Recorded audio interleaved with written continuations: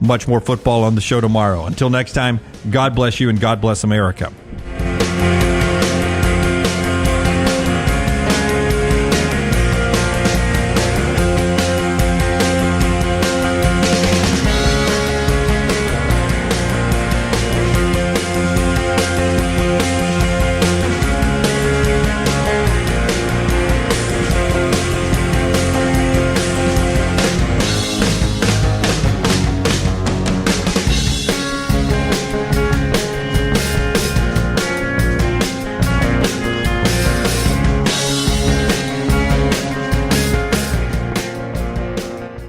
Just because you've quit going to the gym, it doesn't mean that you have to quit gym altogether. Dunaway, that is. With our Next Round podcasts open 24/7, 365, you can access gym anytime you'd like. While you may have done away with your treadmill routine, our version of Dunaway is standing by ready to get you back to your absolute best. Find all that lovely Jimmy D-led content on Spotify, Apple Podcasts, Google Podcasts, and in the podcast section of nextroundlive.com. This message is sponsored by Jimmy Crypto Inc. and Jimmy Crypto for President. Hang out with the Next Round on the go. Whether you're driving to work, running errands, sitting on the beach, or you just need a break from the real world, we can keep you company. Check out the Next Round, Mystery Fifth Hour, and our other shows on your favorite podcast app. We'll meet you there. Want more of the show? Download the app or visit nextroundlive.com for the latest podcast. The Mystery Fifth Hour, our Not For All Ages podcast, The Last Call, and the entire Double Down Media podcast family. All at nextroundlive.com and on the Next Round app. You never know what we're up to here at the Next Round. The easiest way to stay in the know with our antics and adventures is to follow the Next Round across all social media platforms at Next Round Live on Facebook, Twitter, Instagram, and TikTok. Whether it's Dunaway sleeping in the studio, Tim and Lunsford breaking down the latest movie release, or Game Day Chronicles, we are here to keep you updated on the latest sports news while, of course, having just a little bit of fun. Follow at Next Round Live across all platforms to join in. Jim Dunaway, Lance Taylor, Ryan Brown, and Rockstar. Live from the Birmingham Racecourse Casino Studios, the Next Round, presented by Bud Light, is on now. All right, big basketball night. Not just in the SEC. You get Purdue and Illinois later tonight. We'll talk about that showdown of two of the best scorers. But we will get into Alabama and Auburn's road game. In fact, on our show today, Stephen Pearl will join us in the next segment, Auburn assistant head coach in Columbia as Auburn gets ready for Missouri. Clay Travis at 10. At 10:25, from the Alabama shoot-around in Gainesville, Bryan Passink, part of the Crimson Tide Sports Network, will join us from, what is that, the O-Dome they used to call it down there? It is the Stephen O'Connell Center. Yes, the O-Dome. The O-Dome. So he'll be with us. Andy Kennedy, last segment of the show, so we'll hit three big basketball programs in Clay. But we got to start with football. And for the first, it's crazy when you say it like this, but for the first time since 2006, somebody not named Nick Saban was in charge of the Alabama football program at practice yesterday and was at the podium with the ice-cold Coca-Cola at the podium afterwards. It's been a while now. What has it been, about 8 weeks, 9 weeks that he's been in charge of the Alabama program? But it never really felt real to me until yesterday when he was actually on the field. Here's video of practice yesterday in Tuscaloosa with Kalen DeBoer in charge of everything going on. It looks normal. Looks like Alabama football practice, except you don't see the straw hat and Nick Saban walking around out there. Yeah, look, there's going to be a list of firsts coming up with Kalen DeBoer. I'm kind of getting used to the idea that he is Alabama's head coach now. Look, and this regime is completely different than the other. I mean, we saw it up close and personal last Wednesday when we were at the Mount Moore facility and had the most accessibility that we've had with the coaching staff. And, there's a lot of, not only, I guess early on it's all about installation and getting his offense in there, getting Kane Womack's defense in there, and then figuring out, hey, we're going to let these guys compete. Jalen Milroe obviously got the reps with the ones yesterday. He's going to be the incumbent starter right now, but, there's competition all over the place. Competition, a lot of youths, a lot of holes to fill. We'll talk about that. But let's hear from the coach.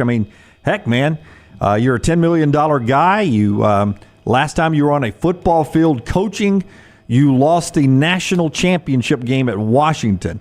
Then a whirlwind brings you to Tuscaloosa. You do all the stuff you do between landing in Tuscaloosa, accepting a job, and finally you get to coach football again. Here's Kalen DeBoer summing up day one of spring practice. Man, all of a sudden, just like that, practice one's over. So it was a great day out there, as first practices always are. Full of energy, full of excitement.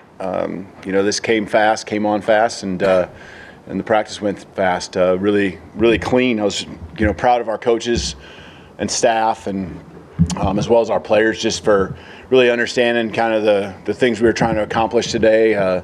Not just the execution of the football field, when it came to run our concepts and our plays, but also just, the transitions. It's new for everyone, and the guys, I thought, just did a great job. I think that's one of the key things in doing what we're doing all spring long, is just being really intentional in what we're doing, whether it's building relationships or how we practice, creating those habits that are what we call championship habits, and I think they did a really nice job with that today. Just one, and Forrester, help me out here as well. Just one thing quickly. Is his gear and the coaching staff gear a different shade of crimson than the uniform crimson? Well, I noticed the other day when he actually had a hoodie on, or maybe it was just a zip up, I forgot. But whatever the red was, what is it, a PMI or PIM? What is the code of the color? But that red is different than the typical crimson. The one he had on Wednesday was different, and it looks almost more Kansas City Chief red than the Alabama crimson. It's got a little bit more cherry in it than it has a blood in it. You know what I mean? But how can he keep up with this pace? And I'm talking about, like, we did a edition of Bama and Bourbon yesterday with Yale Alabama's Aaron Suttles, and we were talking about an event that they put on for some fundraisers before the Alabama-Tennessee game, where you saw not only Nick Saban in the crowd, but Kalen DeBoer, Jalen Milroe, and others. And he said after the event, Aaron did, that Kalen DeBoer went around and thanked every staffer and every intern personally. And you saw the time that he spent with us, not only the 30 minutes on show, but the 15 after, meeting behind-the-scenes staff, taking pictures, showing us pictures in his phone. And I was talking to somebody yesterday, one of the boosters, about an event that's going to be coming up that we might be involved with coming up in April. And again, it's going to be Kalen DeBoer out of town, meeting, greeting, with this pace. And that was the thing about Nick Saban. Like, maybe not the most personable guy, but his schedule, he knew exactly what it was, and he was able to get it done like that. And you just wonder, at this pace, can DeBoer keep this up? Since last Wednesday, when everybody saw the access we had, I've been asked 10 times, what'd you think? And it's always rave reviews about him, and then I always follow it up. At some point, he's going to have to stop saying yes to all these requests, including interviews by us or anybody else, engagements, assignments, meetings. At some point, he's got to put himself in the bunker and coach some football. Yeah. And it's such I don't know. We'll talk to Brock Hewitt. He'll be on the show tomorrow. I would imagine at Washington's weekly media gathering, or after the practice like last night, Emily Grace McWhorter there for us. She's got a camera. Everybody's got a camera. All God's children's got a camera. I would imagine last night, EG, yell at me if I'm incorrect, I would estimate probably anywhere from 10 to 15 cameras in the room after a spring practice. I would imagine game week in Washington, 3 cameras, 4 cameras. Well, you're in a big city with an NFL franchise, and the Seattle Seahawks swing the stick during the football season. Washington's popular, but it ain't popular like Alabama football is around here. He will have more media coverage, even though it's a smaller market, more media coverage here because it's a national program, but there'll be cameras there all the time. And people, if you're going to say yes, people are going to keep asking, hey, can you come on the show? Hey, can you do this? Can you do that? Can you do this? And this is not, I don't think I'm overstating here. I can't think of a face of a program or an organization that is going to have more demand than Kalen DeBoer. And I heard Jay Billis doing an interview yesterday, and he was talking about, and there's 2 points to this. He was talking about how focused everyone is on football. And the interview he was doing, he was like, your network's all about football. He's like, my network's all about football. He was like, but, from last month to this month, I get 90% of my requests, and then my phone kind of goes dead for the year.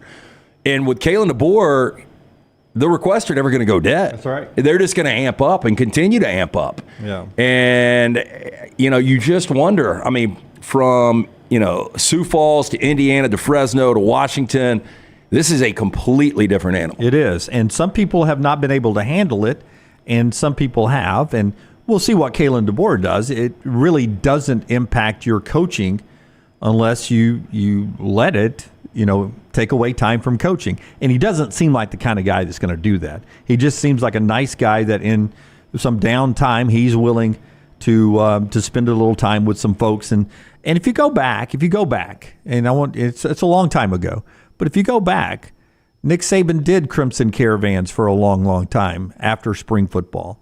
He went around the state and met fans and did those speaking engagements. He did that early on. They stopped doing that, but he did that early on. And, he did. He came and played at the Regents every year and, spent time with fans. There are times that as the Alabama guy, you're the most popular face in the state of Alabama. You get out and you're among the people. So you can do that. You can, but again, Nick Saban knew, like when we'd interview Nick Saban, we kind of knew you're on like a 6 to 8 minute, and you would get sometimes our boy Josh Maxson, hey, last one, we got to wrap this thing up. I don't know if there's any wrapping it up with Kalen DeBoer. This is really going to come down to Courtney Morgan and his general manager. At least that was the title in Washington. Had they given him that title at Alabama? Yeah. And when we were walking the offices the other day, we walked past Courtney Morgan's office, but this is probably going to be Courtney Morgan where he's going to have to be, I don't want to say the bad guy, but he's going to have to be the voice of reason. Much like you just said, there has got to be some no's in here. Yeah, and it will. It will. It's normal. You don't give no's, though, do you? I'm trying to on some occasions. You said this for like 10 years. Yeah, but I don't. Yeah, see, I give no's now. Yeah, I'm horrible at saying no. But you know what happens when you start saying no, nobody asks anymore. That's right. Yeah. And my ego, that bothers me. Which is fine with me. Yeah. Okay, one more back to the football field for Alabama in practice. But I just wanted to get the color thing out because just pull up that still shot real quick right there if you can. Well, if you put that with Pat Mahomes or Andy Reid, that is going to be more Kansas City Chief red than Alabama Crimson, which is really strange. But again, the uniforms that we have nowadays are not as deep and dark as in the 70s when I was a kid. It was dark crimson. Yeah, I like a little bit more red. I wouldn't want to go all the way Kansas City. Yeah. But the crimson, there's too much crimson. There's too much maroon. Texas A&M, Mississippi State. It gets all kind of confusing, especially when those teams are playing each other. So I do like a little bit more red. But this is the most pop of a red that we've seen. Yeah. See, I like what's in that video there. I like that crimson look right there. Hey, and this will be picked apart too.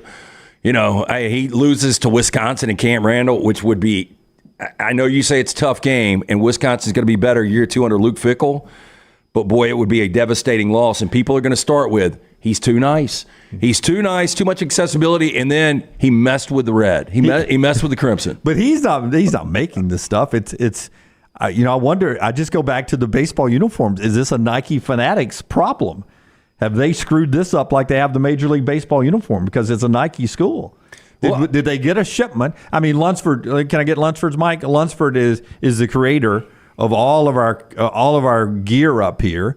Occasionally, we get some gear that comes in that isn't what we asked for. Right? It's like it's wrong. Well, it depends on the brand of shirt, what they use for their color, what they determine as "quote unquote" red, or what they use as maroon or crimson.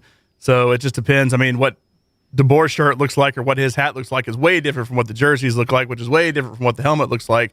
And we'll order the same thing in 2 different kinds, and it looks completely different. I don't know if we've done this at Alabama or at Auburn for that matter, but isn't Carolina blue like a color that they have their color and what's that list? Yeah, that's what I'm telling you. The PMI, I think that's what PMS. It is. What is it? PMS. Yeah, but I think you can go to like Home Depot or Lowe's, and if you're like I don't know, a Detroit Lions fan. You can get the Hawaiian blue. You go PMS. The official crimson is called Crimson Flame, and it's PMS 201. But they have Roll Tide Red, which is PMS 199, which is a little brighter. And then there's like a more burgundy color. It's like PMS 188, I think. Damn, they're getting Oregon-like. man. I've only seen all that because we've tried to do like Alabama themed shirts where I have to get the right color. Is there any way that we can get those colors at some point next to each other just to see the difference? Yeah, why do we have all those different colors? Well, the crimson is so there's a crimson, a gray, and a white that are like the main colors. And then there's what are called secondary colors that aren't supposed to be more than like 20% of whatever look it is. But there's like a T-Town teal in there. Like there's just random colors they come up with as like accent colors, basically. Yeah. So there is a brighter red that's technically a part of the official Alabama like look, but still crimson is supposed to be the base. So they wouldn't do a whole shirt off the Roll Tide Red. I don't, as long as you're not messing with the uniform, like some of the gear, like I've got a black Ram shirt. I've got a green St. Patrick's Ram shirt. I'm just saying, the military appreciation, the different browns and greens and stuff. Absolutely. But at some point, we need to decide this is the Alabama Crimson, right? This is it. Well, I think we've got it. I mean, he said they have 80% of the time. There's a lot of secondary colors. There's a yellow hammer that's a yellow color. There's like an ivory tusk that's like a more beige color. I mean, there's just names they come up with for all this. This is the Oregon uniform. Well, no, but Rocky's right. I mean, it's all about money. How many people will look at this and be like, I kind of want a little more red that pops like DeBoer is wearing. Yeah. Only time I want that color anywhere is on the beach, the sandy beaches of the Gulf Coast in a bikini. I want to see that. What? That's a good color there for a good bikini on the beach. Yes. Sure. I guess. Yeah, absolutely. Tell us about the Sports Betting Alliance. It's spring break, man. Sports Betting Alliance. Tell us about that, and we'll hear more on the field from DeBoer in this opening segment. Stephen Pearl coming up. We're actually going to hear more from the Sports Betting Alliance coming up in the next couple of days here on the show because they want to hear from you. It's time your voice be heard. It is Bill 151. And this is the time. Write this number down, 334-261-0800. The Alabama State Senate will soon decide if you get the right to vote on a lottery, casino, sports betting, but they need to hear from you. Did you know Alabama, one of only 12 states where you can't legally bet on sports? House Bill 151 allows you to choose whether you can place a bet on the big game this weekend. Call your local senator today. Again, 334-261-0800. Tell them yes to the lottery and gaming bill. For more information, sportsbettingalliance.org, paid for by the Sports Betting Alliance, sportsbettingalliance.org, or 334-261-0800. First of all, a compliment to the entire Next Round staff.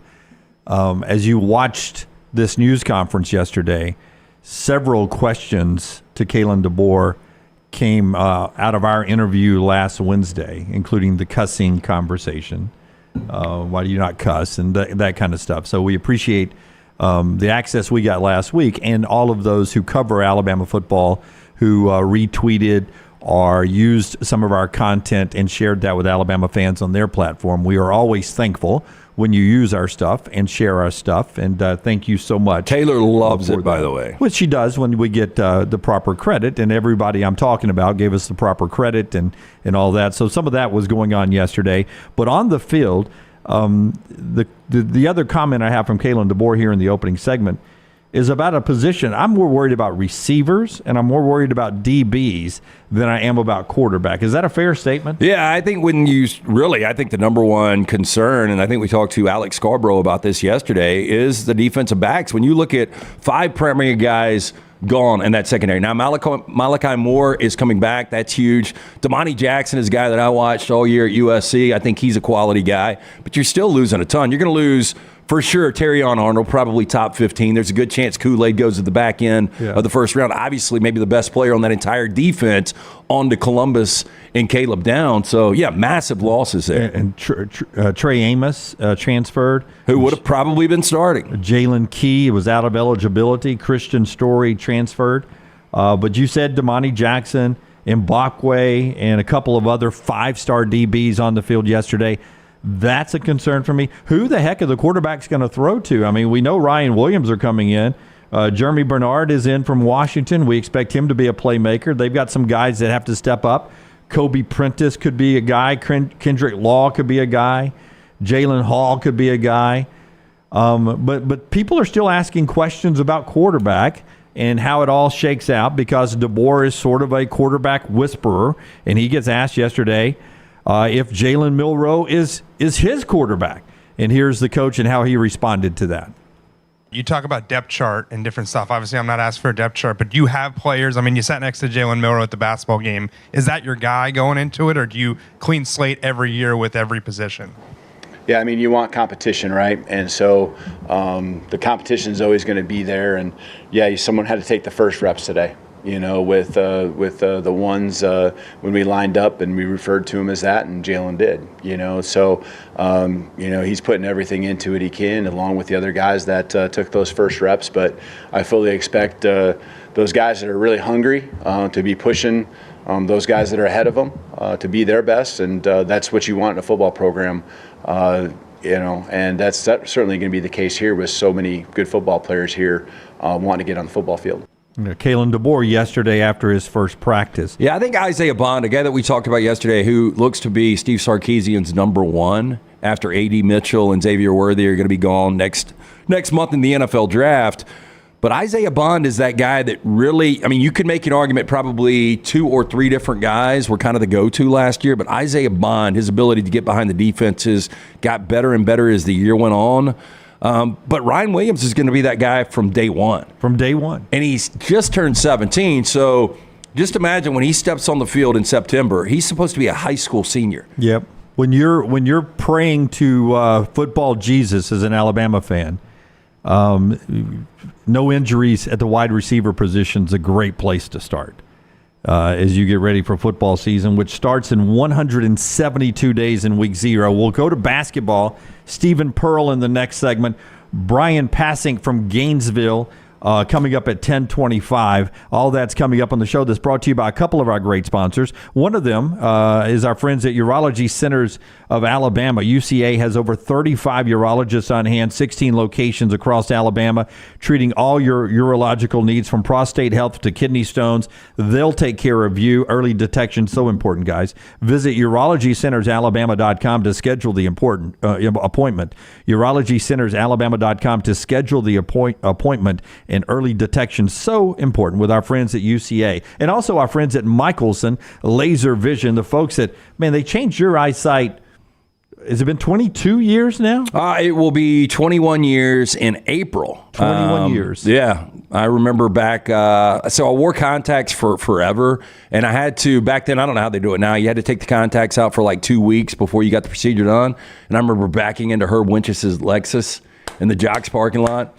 I was just driving a big old Cadillac Sedan DeVille back then. But I was basically driving blind. Anyway, my point there is there's probably a lot of people out there that don't realize they're legally blind. I had the 2200 vision, which is crazy now that I have 2015 vision. It was a 12-minute procedure. I was wasting money each and every year on contacts and solutions. Make the phone call that I made, 205-969-8100. Ask for Amy. Tell her the next round sent you. They're going to hook you up with a hassle-free consultation, 0 to lose, to find out if LASIK is right for you. Ask about the pre-inflation pricing as well. 205-969-8100 or michelsonlaservision.com. Take the next round anywhere you go with official Next Round gear. Buy yours today at nextround.store.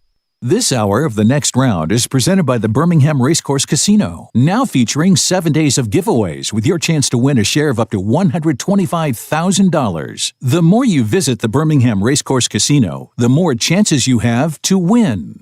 Stop by the New York Butcher Shop and pick up the finest in certified Angus prime beef steaks and burgers, premium pork chops, ribs, and all-natural chicken cut to order just for you.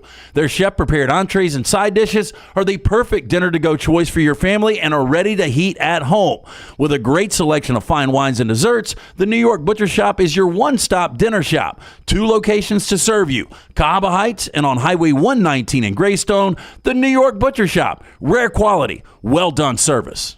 Let me introduce you to the new line of Red Wing athletic work shoes. This great new line is perfect for the industrial athlete, the guy who is working on concrete or running through the warehouse all day long. Red Wing Athletics use the same technology found in a running shoe, with soft mesh uppers, a lightweight aluminum toe for protection, and non-slip soles. This shoe is a winner. This comfortable new line of safety shoes are perfect for warehousing and light manufacturing. Plus, the colors look great. Stop by your local Red Wing shoe store, have your feet measured, and test drive a new pair of Red Wing athletic work shoes. Storm season is here. Make sure you have a plan of action in place right now. Greg from Pell City and Storm Restoration Roofing should be your first call when storms hit. Insurance companies love working with Storm Restoration Roofing because of Greg Nelson's name and reputation in the industry. When storms hit, call Greg Nelson. He's local, 205-542-3531. He's the home of the free no-cost roof inspection. Greg from Pell City on Facebook, 205-542-3531. It's Storm Restoration Roofing. Did you know that colon cancer is the second leading cause of cancer deaths in America and that it affects men and women equally? If you're older than 45, Rump Shaker encourages you to talk to your doctor about screening options that are available. Colon cancer is preventable, treatable, and beatable, but early detection is the key. For more information, please visit us. Go to rumpshakerinc.org. Also, 6th Annual Rump Shaker 5K coming up Saturday, March 23rd at Regents Field. You can register online, rumpshakerinc.org. Twin Peaks is the best in the game. Here, you're in the red zone for every college rivalry and divisional matchup all season long. I mean, where else are the scenic views as good as your view of the game? Only at Twin Peaks, the #1 sports bar.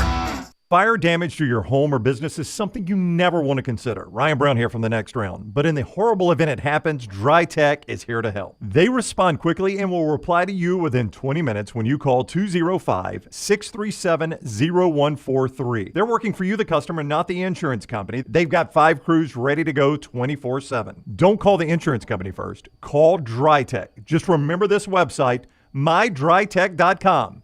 That is mydrytech.com.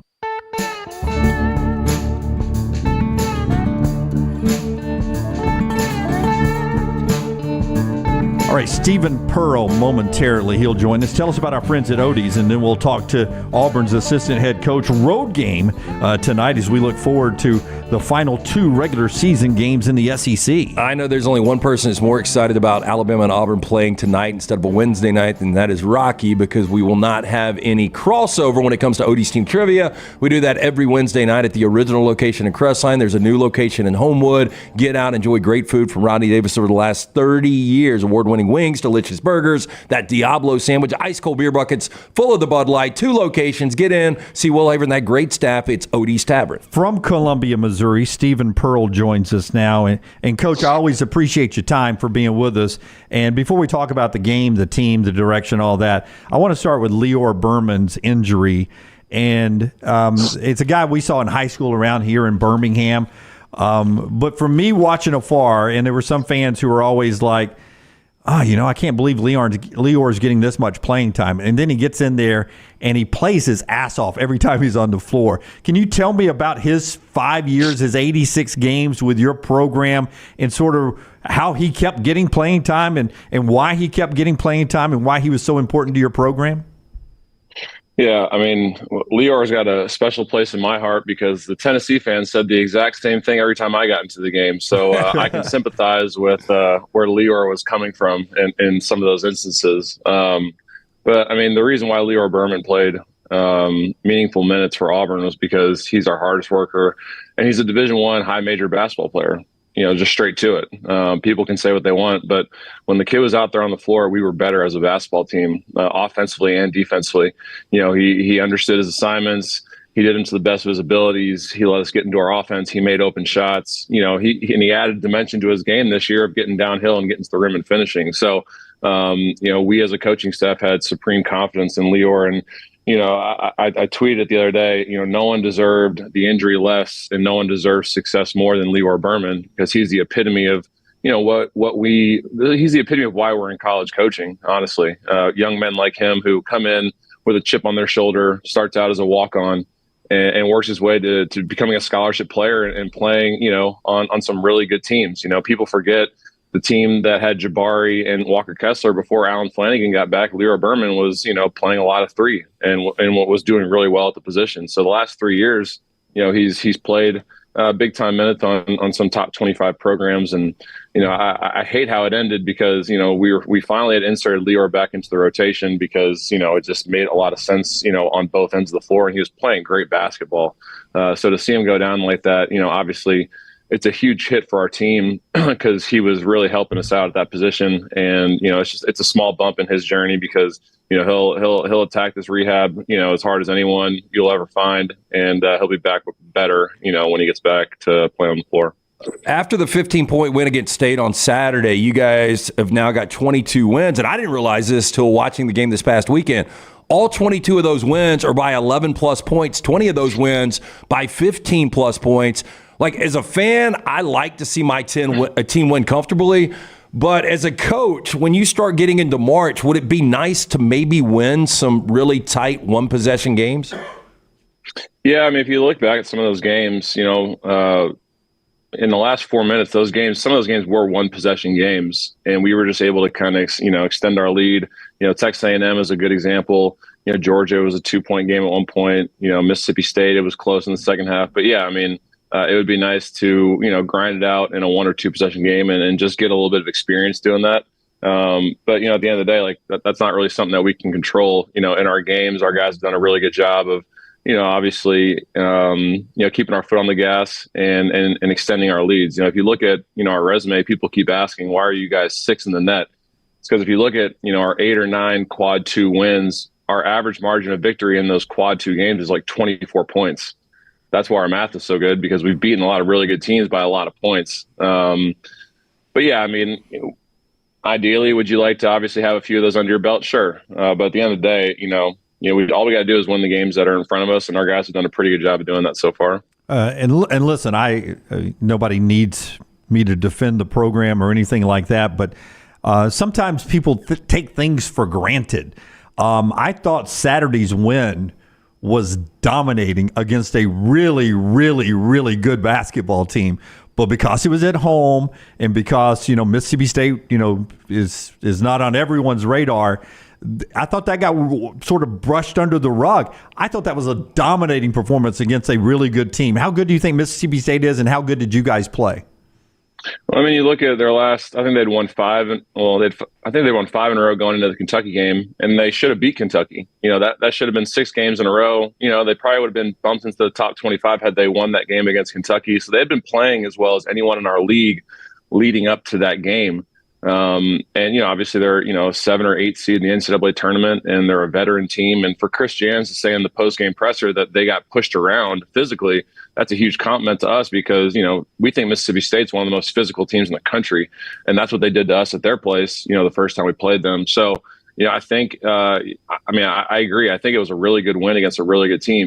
Mississippi State is like 1 or 2 spots away from being a quad 1 win at home. And that just tells you how good that program is and how good they're playing right now. So, for us to go in there and really comfortably win that game, and it really only got down to 8 at one point, 7 or 8, and push it back up to 15 to finish the game. I think we played well. We made open shots.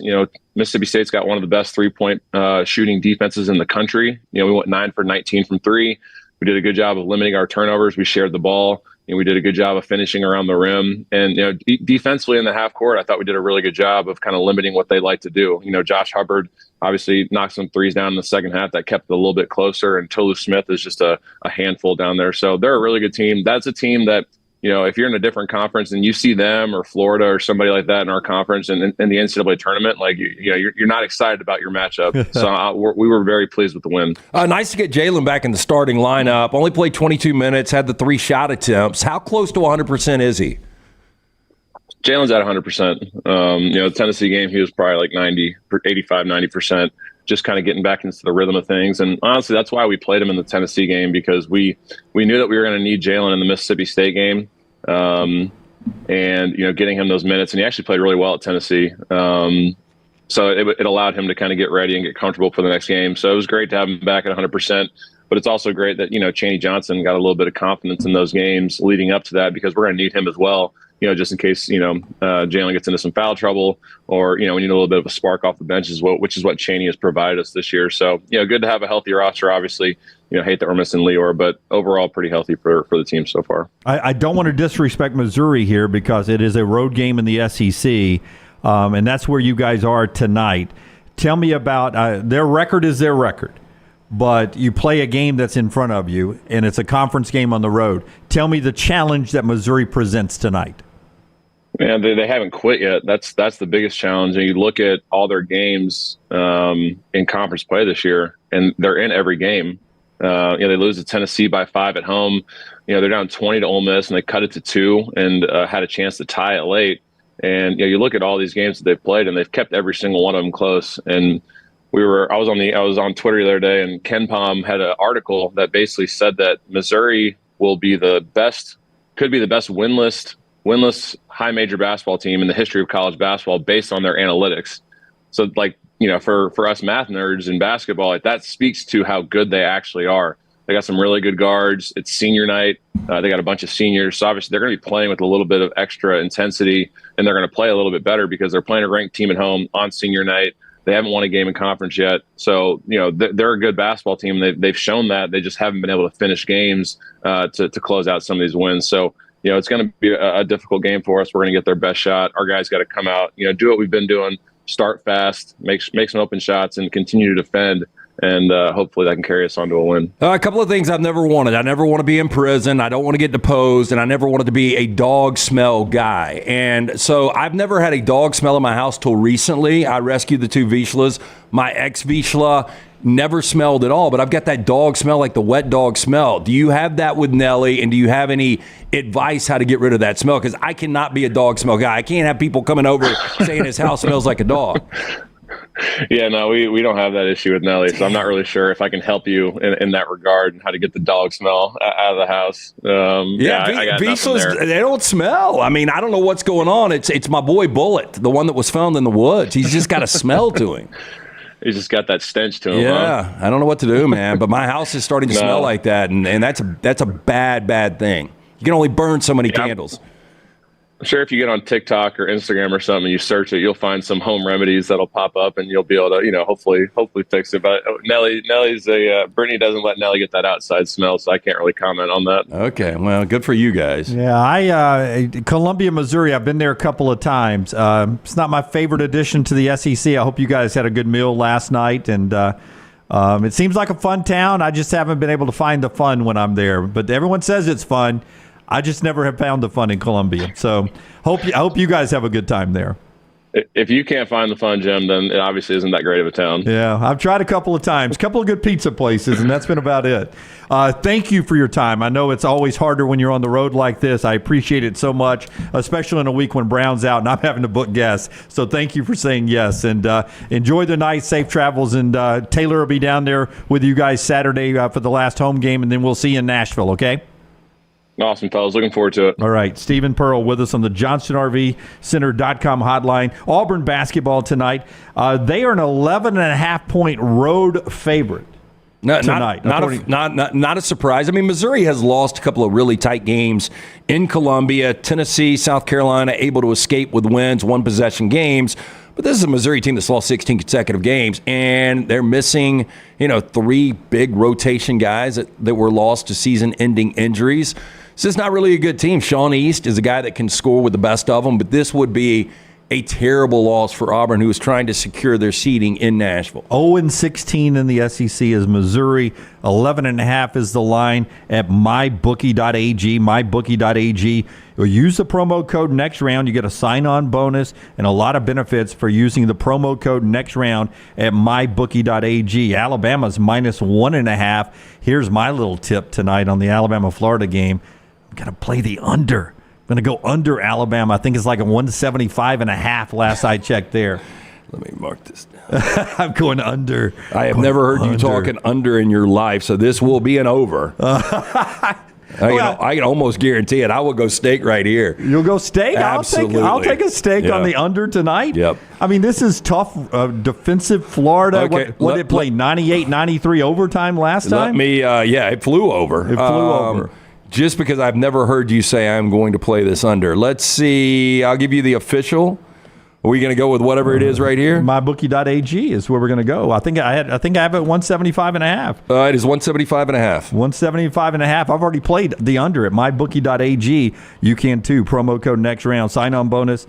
And win it with it once, and it's yours forever. So go check it out, mybookie.ag. Remember to throw the promo code next round in, and that helps us out so much. it's just one of those games, LT, where you come in, Alabama had scored 74. 70% of the money's on the under, so a lot of people agree with you. Oh, that's usually not good, is it? Yeah, I mean, it depends. Yeah. Usually I wanted to be different. I thought I was being different, LT, because no, this is the old Dunaway we love. Yeah. Spontaneous, don't look into it, don't do any research, just use your head. Well, I'd already placed the under bet because I thought to myself, everyone's going to think over because Alabama has this reputation of scoring. And this one on the road is going to go under. So we'll see. We'll see how it plays out. We'll talk to Bryan Passink about the game coming up in a little less than 1 hour, 10:25 Central. He'll be with us from the shoot-around. He's in Gainesville with the Crimson Tide Sports Network down there. Clay coming up at the top of the hour. Well, I'm getting some advice over there. I don't know if you've ever had the dog smell thing, but Lamb, I believe you got to do something quick before you become immune to the smell. That is the last thing I want, is to walk into the house and not even smell it anymore. But you know what kind of dog smell I'm talking about? It's that wet dog smell? No, wet dog smell. But cat is, we had a friend in high school that had a basement. They had cats that just ran amok, and it was so bad that they had a pool table and their cue ball was yellow. Boy, the cat was pissing on the cue. No, but you had to hold your breath, and then they've been immune to it. They don't know, but your basement smells awful. See, people are saying plug in Febreze. I don't like that smell. I like the candle smell. I like just having a nice house smell.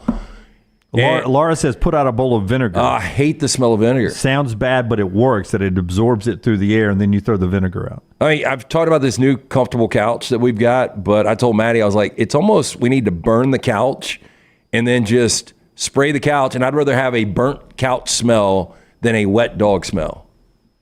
Wait, this new wonderful couch that you have, you're ready to burn it? Well, I mean, it smells like a dog now. I don't know what the hell has happened. Ross over there saying just don't have dogs, they're overrated. I can't. I had this conversation with some people at a brewery this weekend.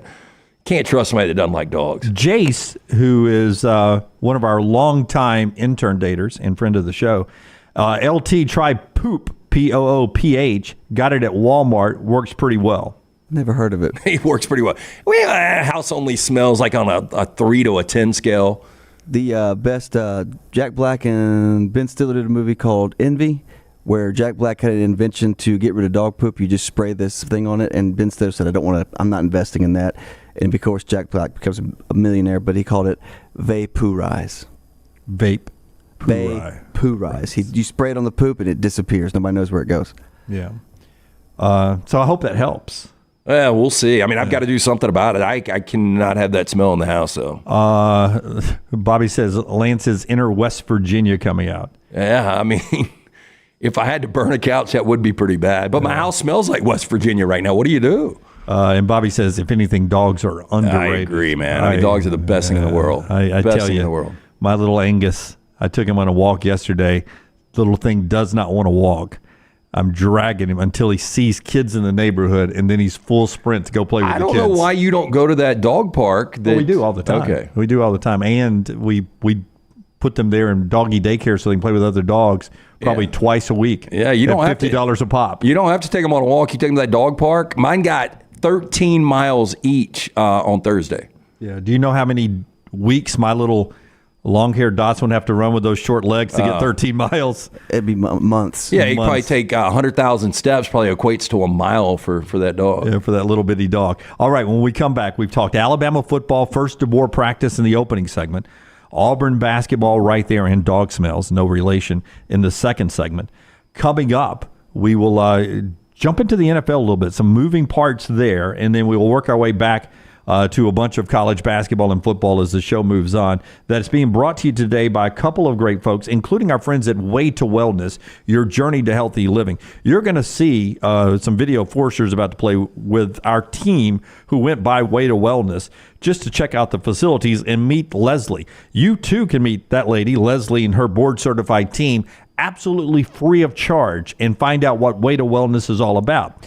If you've ever wanted to jumpstart your weight loss, it's a great way to do that. If you just like a nutritional bar, not packed with sugars and stuff that can sort of tide you over between meals, you can do that there as well. Way to Wellness, they will design a plan for you. No cookie cutter plan. There's no contract. You can quit anytime you want, and no sign-up fees. And that first consultation is free, so nothing out of pocket. Just go to this website, aplanforme.com, and check them out. You can even say, hey, It works for Dunaway. Tell me what you did for him, and then we'll work something out for me. Check it out. Help me with my cholesterol and my blood pressure. That's amazing. It's Way to Wellness, your journey to healthy living. Try it again, aplanforme.com, aplanforme.com. We're back in a moment. Stay with us. Never miss anything Auburn. Watch Village Vice at Wardam Pods on YouTube and listen wherever you get your podcasts. Twin Peaks is the best in the game. Here, you're in the red zone for every college rivalry and divisional matchup all season long. On game day, you never have to decide which teams to watch, only what combination of bites, burgers, wings, and more to order. Plus, where else are your favorite draft beers always poured at a frozen 29 degrees? Only at Twin Peaks, the #1 sports bar. Stick around after the sun sets. Twin Peaks is open really late. Wind down with bourbon and late night bites. Only at Twin Peaks. Hey, there's nothing worse than waking up to a plumbing problem. Don't get caught in a flooded house. Call the guys at Hemp Hill Services. Adam, Chad, and the team at Hemp Hill are the only ones I trust to fix it and fix it right the first time. Hemp Hill Services does it right and always at a fair price. For all of your plumbing, cooling, and heating needs, trust the name that Birmingham has trusted since 1954. That is Hemp Hill Services. Call now, 205-229-2090. That's 205-229-2090.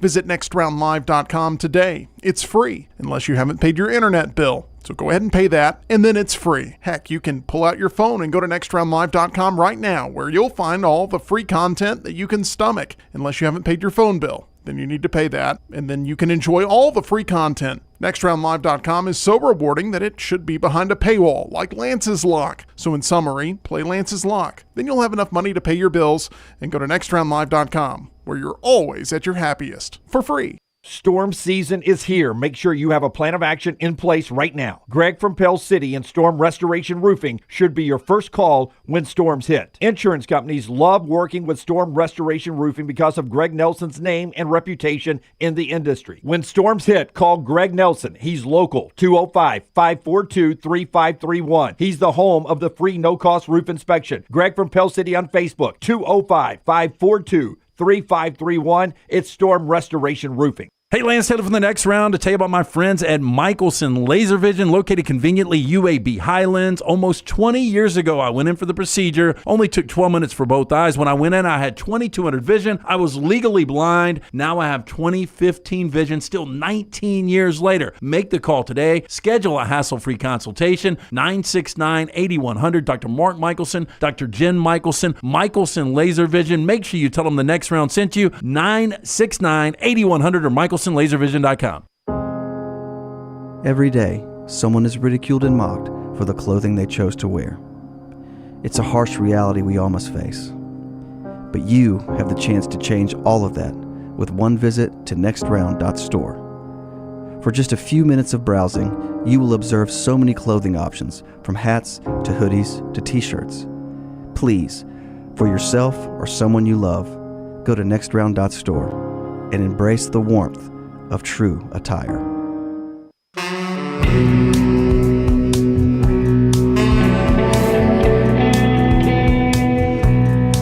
An amazing read at The Athletic if you're a member of it's a small financial commitment subscription for The Athletic, but I love their writers, Bruce Feldman, Stuart Mandel, some others. Tom Izzo, head coach, Michigan State. Adopted son, Steven, 5'8", came into the game, scored the other day. He's a walk-on on the basketball team. He was adopted, 5 days old. You know who called Tom Izzo and Lupa, his wife? Let me guess, Nick Saban. Nick Saban. And said, "Hey, there's a kid in West Virginia.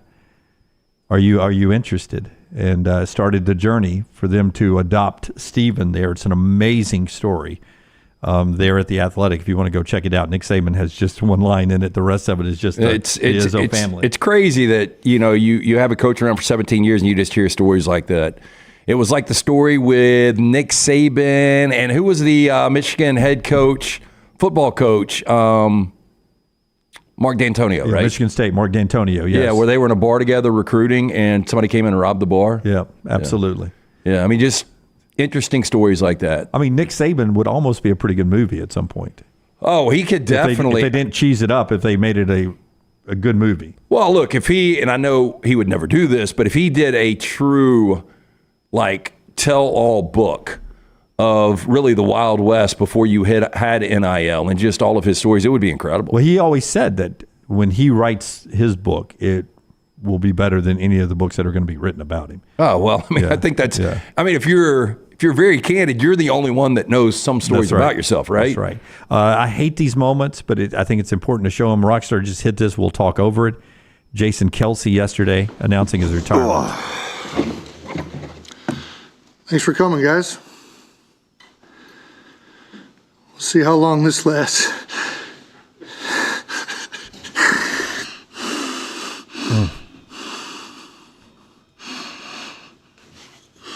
13 years in the league. Announces his retirement yesterday and can't even get into the news conference. Not a good start. There you go. 45 minutes, and most of it broken up by his inability to speak yesterday. Hall of Famer at some point, they are saying. 13 years.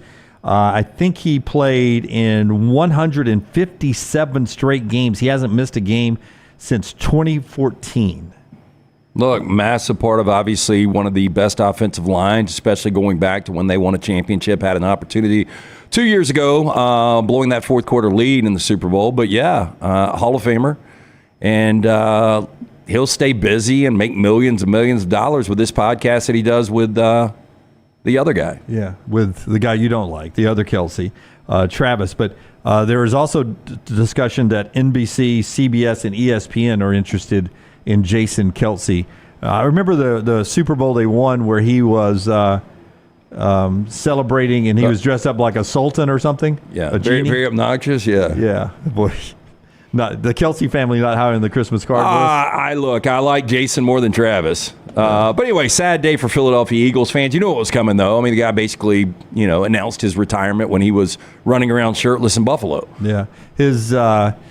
His brother was in the news conference as well, just in all sorts of tears watching his big brother retire there, because Travis wouldn't be where he was if it wasn't for Jason. When you play the game all of your life, and then it hits you that your routine is so different, like the off-season workouts, spring ball, fall camp, the games, the run, trying to win a championship. When that all hits you that it's done, I mean, you're going to be overcome with emotion. And look, that's part of mortality, like stages of life. Like, I wonder what it was like yesterday for Nick Saban, knowing football practice has started in Tuscaloosa. It probably hit him on some level. Yeah. Or, if it didn't yesterday, it might today or it might tomorrow. But, yeah it's going to hit him at some point. Yeah, absolutely. Tell us about Dr. B, and then we'll talk a little bit more of some of the NFL stuff out there. That guy, 7399, says, I watch most of it. Class act. Dude is on Rushmore for sinners for sure. It's four people, He talked about Nick Foles' junk.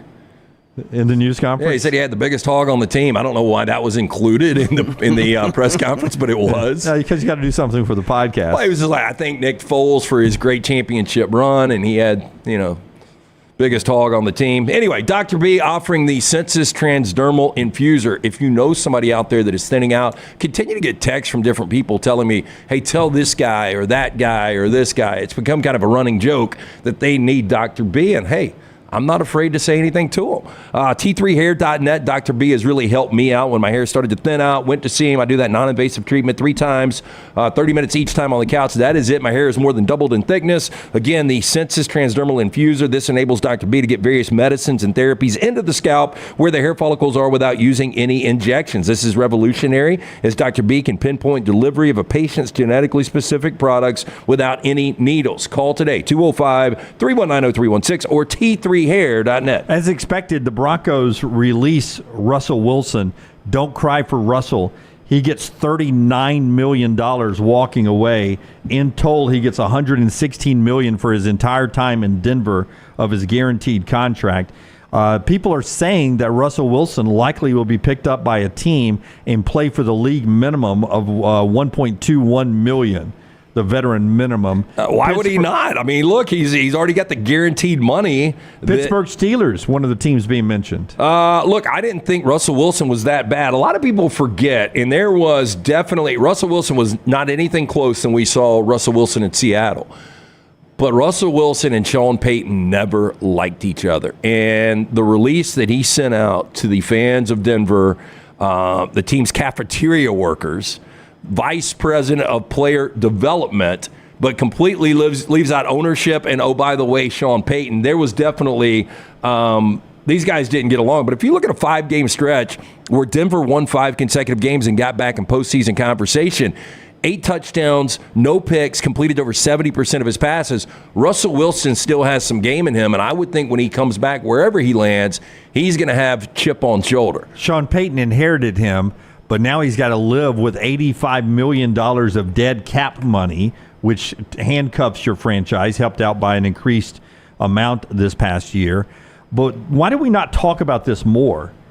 Denver, by the way, has the second longest streak of missing the postseason, only surpassed by the New York Jets at 13 years. It's been 8 years since the postseason. I know that doesn't sound a lot. That's a long time, but that's man. a long time in the NFL that just recirculates playoff teams. I think there's 2 things to look at. Denver has not gotten quarterback right, and when you don't get quarterback right in this league, it doesn't work out for you. And the other thing, they are in division with the Kansas City Chiefs and Pat Mahomes. And think about it, over those 8 years, 6 years of those have been Pat Mahomes' years where he's gone to the AFC Championship every single year. Since 2015, they've had 13 starting quarterbacks. Do you know who the most successful one was? And how many years? 13 starting quarterbacks since 2015. Only one of them has the Peyton Manning. most wins since Peyton Manning. Oh, since Peyton Manning.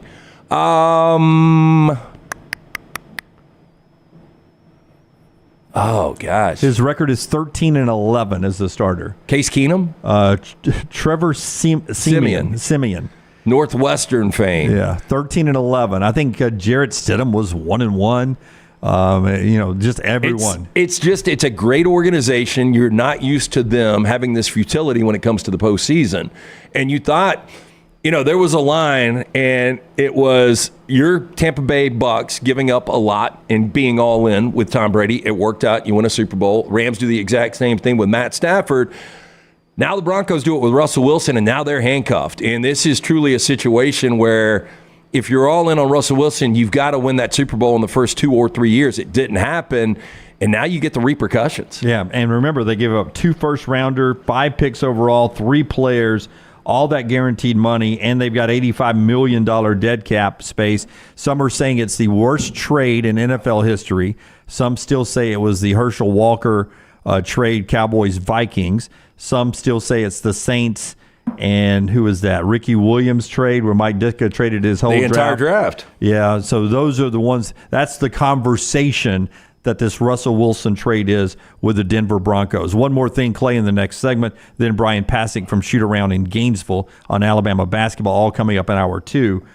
But in the NFL, word is starting to leak out that we are very close to adding another regular season game to get it to 18 regular season games and keeping the 2 preseason games, 20 game total, 18 regular season games.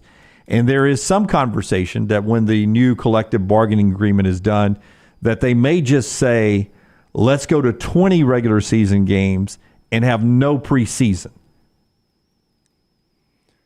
Look, preseason really does nothing for me. It just signifies that we're about to get into regular football. But that's when people are winning jobs, I guess. Yeah, but, the Players Association, I know that's going to be more money for the players, but, they were bitching and complaining about going from 16 to 17. And this is much like what we've got in the college football playoff.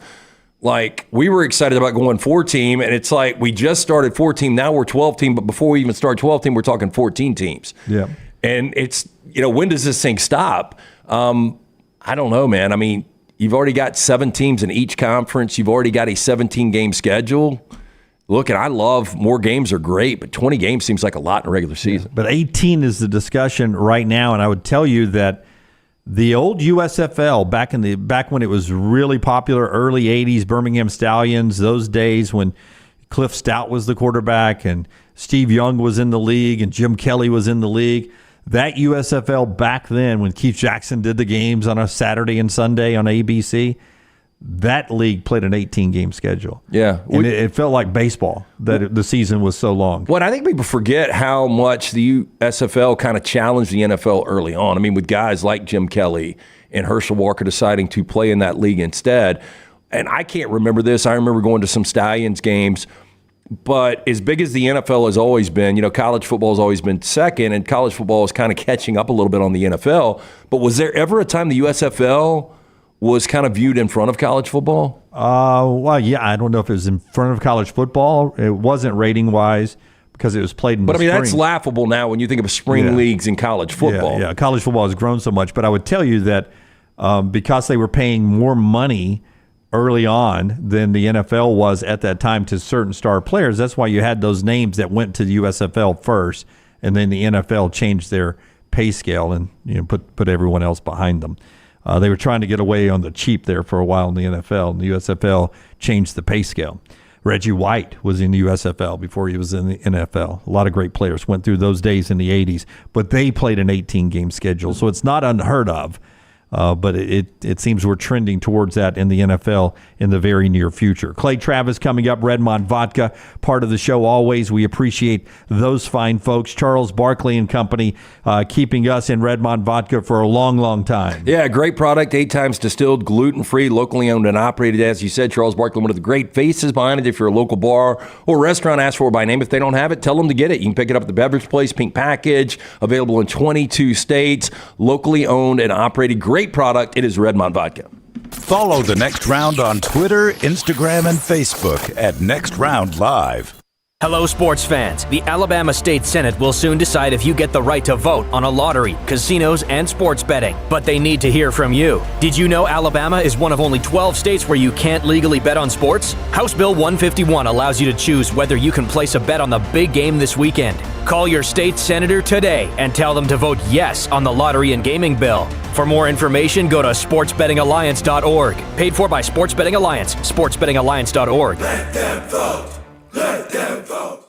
There are so many things I love about walk-ons. Authentic, mouth-watering Louisiana cuisine prepared fresh daily from scratch. A great beer selection and TVs everywhere to watch the big game every day of the week. And of course, they've got 2 great locations on Highway 280 and 119 and at Hoover near the Hoover Met. Walk-ons is also a great place for happy hour, 2 to 6 Monday through Friday with $5 moonshine swirls, $5 house pours, and half-price appetizers. And it's an easy take-home experience for the family as well. Highway 280 and Hoover with walk-ons. Hey, Lance Taylor from the Next Round to tell you about our friends at Gutter Cap. Gutter Cap's that patented aluminum cover system that fits over most existing gutters to keep out debris and eliminate that gutter cleaning. It's backed with a lifetime warranty, almost 20-year service record right here in Birmingham. Stay off that dangerous ladder forever. 45% off the retail price now if you call guttercapbirmingham.com. Call my good friend Chris Stewart now, 205-823-2212. Cap it, don't snap it. It's Gutter Cap. Spring weather is here, and our friends at Hemp Hill Services are offering a $69 HVAC tune-up plus 10% off any service call when you mention the Next Round. Call Adam, Chad, and the guys at Hemp Hill Services. Make sure your HVAC unit is ready to keep up with the changing weather. Hemp Hill Services, locally owned and operated independent train dealer. The team can service all makes and models. For all of your plumbing, heating, and cooling needs, call Hemp Hill Services. It's hard to stop a train. 205-229-2090 or hemphillservices.com. That's 205-229-2090, hemphillservices.com. The wait is over. Tonali has arrived. Beautifully distinctive Italian styling and performance. Come test drive the all-new 2024 Alfa Romeo Tonali plug-in hybrid at Alfa Romeo of Birmingham. The all-new Tonali offers best-in-class horsepower and torque, fastest 0 to 60 times in its class, plus best-in-class range with full electric charge. And best of all, qualified Tonali leasees are eligible for up to $7,500 EV tax credit factored into your lease. Hurry down to Alfa Romeo of Birmingham and experience the all-new Tonali. Did you know that colon cancer is the second leading cause of cancer deaths in America and that it affects men and women equally?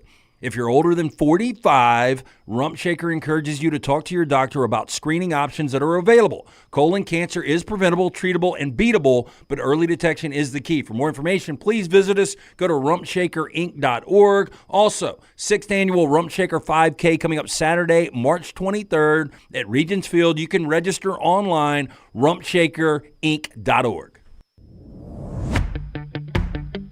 Jim Dunaway, Lance Taylor, Ryan Brown, and Rockstar.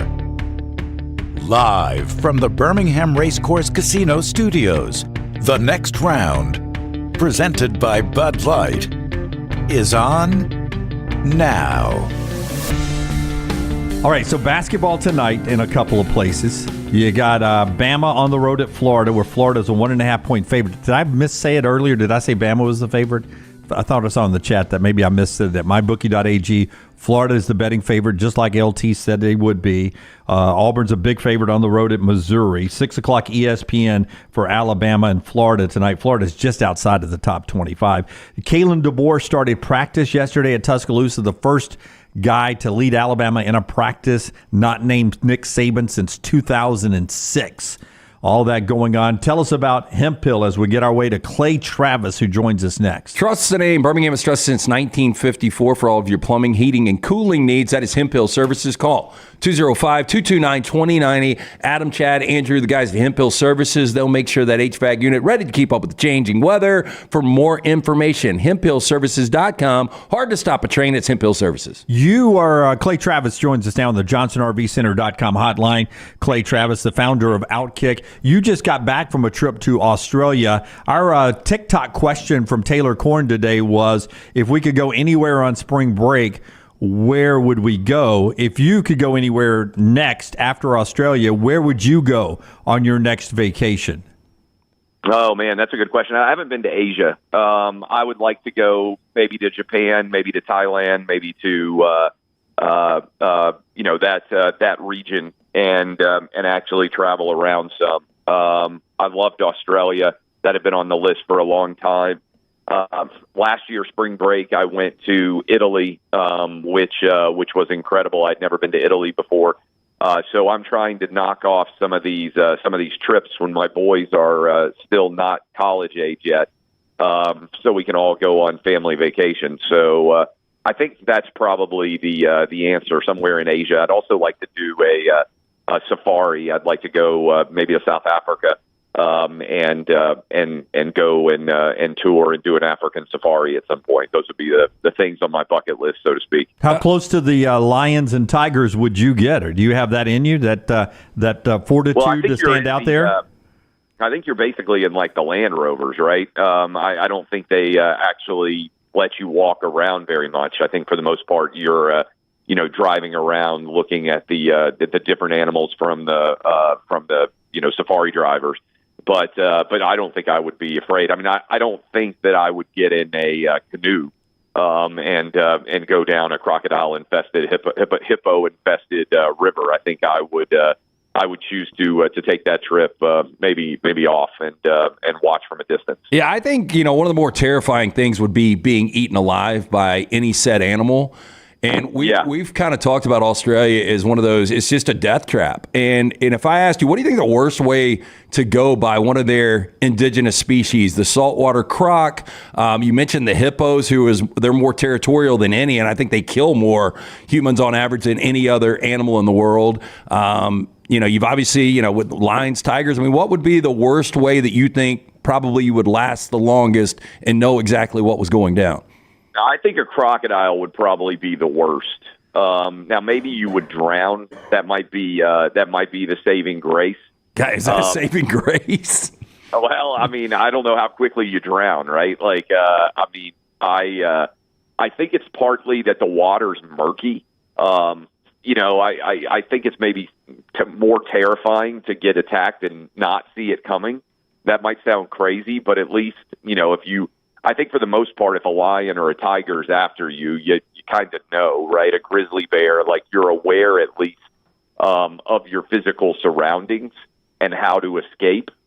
In theory, not that you're going to necessarily be able to escape. One of my favorite like awful animal stories is, do you know that they tell you what you're supposed to do to respond to a bear?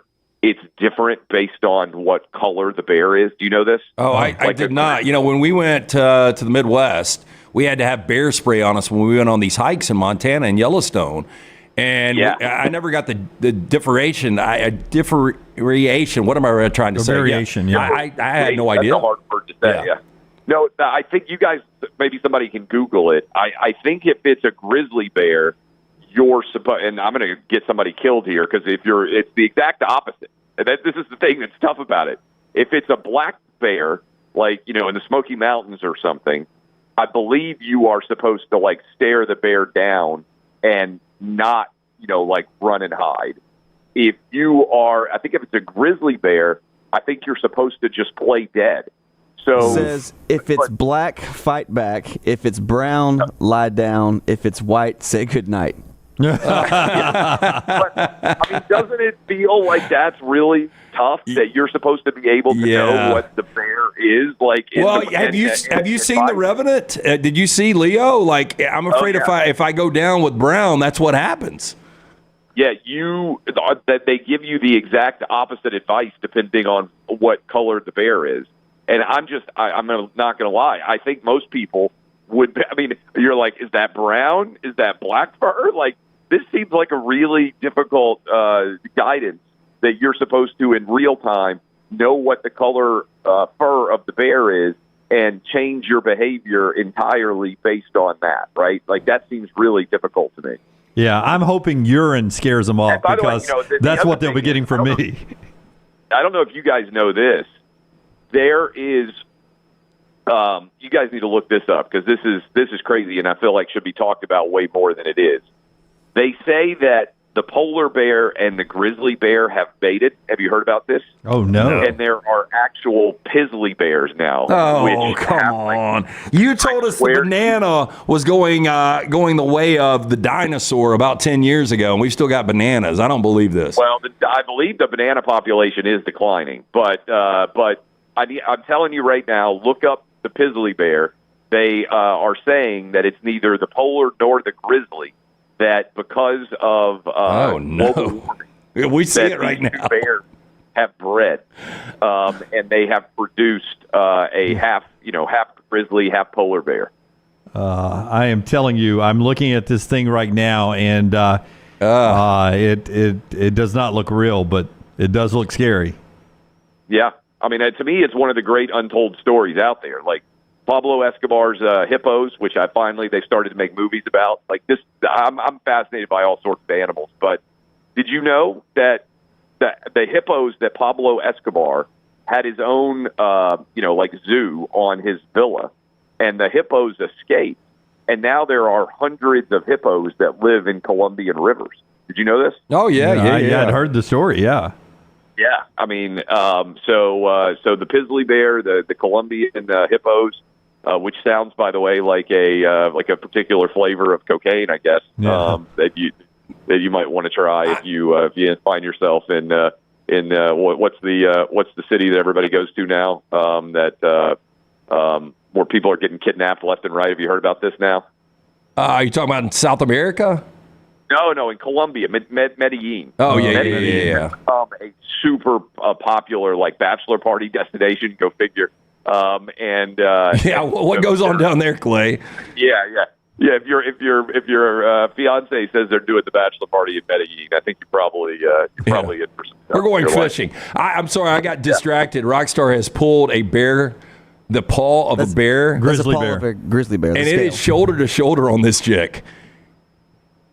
Yeah, I mean, look, the grizzly bear is bigger. There's no doubt. I've always thought that I'll get killed by an animal because we used to do, and I'm still planning on bringing back the Animal Thunderdome on the show. We would talk all the time about different ways that animals kill people. And so I'll tell you, when we were in Australia, we were walking along the beautiful beach. I mean, it looks like, 30A. It looks like a Caribbean beach, like crystal clear waters. And they said, beware saltwater croc. And that just feels unfair to me that you could be, swimming in a beach and a crocodile, like beautiful waters, right? And a crocodile just eats you. You understand maybe a risk of a shark, but you don't really feel that afraid of a shark, I think, if you're out waist deep. That's where the saltwater crocodile gets you. Yeah. Can you show me a grizzly bear Paul Rockstar next to Sydney Sweeney? Is that possible? Is that picture? Hell yeah. Is that picture out there? I will say this. Dunaway, even you, Joe Biden supporter that you are, you have to appreciate you have to appreciate that that boobs are back. And, I mean, Sydney Sweeney. Boy, she was not afraid to show them Saturday, was she? Oh, I mean, I just love that she is like, my boobs are real and spectacular. You know, back in the day on Seinfeld, they're real and they're spectacular. If you remember that episode, which is one of the classics. I think Terry Hatcher was the girl that he was dating. But I don't know how old Sydney Sweeney is, 25 or something like that, I guess. But she is just old school, gone back to, hey, you know, I've got incredible boobs, and I'm not going to be afraid to let everybody enjoy them. So I give credit to her because it felt like a throwback to the 90s, the 2000s, the 80s, back when people actually could say that they loved a little bit of cleavage. Yeah, I will tell you, you and I do not agree on a lot of political things, but we do agree on boobs. Big fan. Good. That's what my theory is, that Sydney Sweeney, you see, she's bringing America back together again. That's fantastic. She's making boobs great again. I will say you haven't asked me, but let's talk about the big Tennessee win on the road at Alabama. Just rolling in, you know, Dunaway. Also, you know who is favored to win more football games next year, Tennessee or Alabama? You know, we talked about that on the show, and I think that was me. I think somehow look, I trust Vegas too, but it makes no sense how Tennessee is a bigger favorite to get into a 12-team college football playoff than Alabama is. I think partly it's schedule, right? Because if you look at Tennessee's schedule, you get Bama and you get Florida at home. And I said I think Tennessee's going to beat Bama, and I think Tennessee certainly should beat Florida. And then on the road, Georgia is going to probably beat Tennessee, I would expect, although we'll see how good Nico is. But then the road games are very winnable. Vanderbilt, Arkansas, Oklahoma, you know, the Oklahoma over-under I think is only 8. So they're not expecting Oklahoma to be necessarily a dominant team. So, you know, if you could go 3-1 at home in the SEC, which I think is very fair, even with the loss to Bama, but I think Tennessee will go 4-0 at home. And then you go 2-2 on the road, or 3-1. I mean, you're in, right? So that would be kind of my way of looking at it.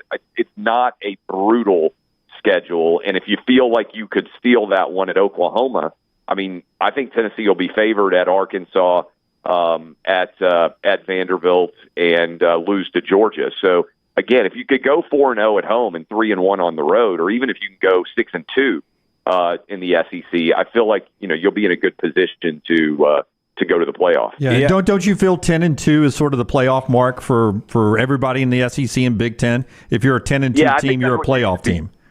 Yeah, I think that's what you should be shooting for. And I think that's a very, you know, I mean, Tennessee's got NC State in a neutral site game, so that'll be, I think NC State will be a borderline top 25 caliber team. Yeah, you guys are probably a 5.5 to 6 point favorite in that game, though. That's what I was going to say. Yeah. I would say Tennessee's going to be 5.5 or 6, maybe 6.5 under a touchdown. On paper, I mean, I think for sure you're only a dog once at Georgia. I think you're probably a dog early at Oklahoma and probably Alabama at home. But, you know, depending on what Alabama does in September with some really difficult games, they got a couple of losses coming in. Tennessee could be favored in that game.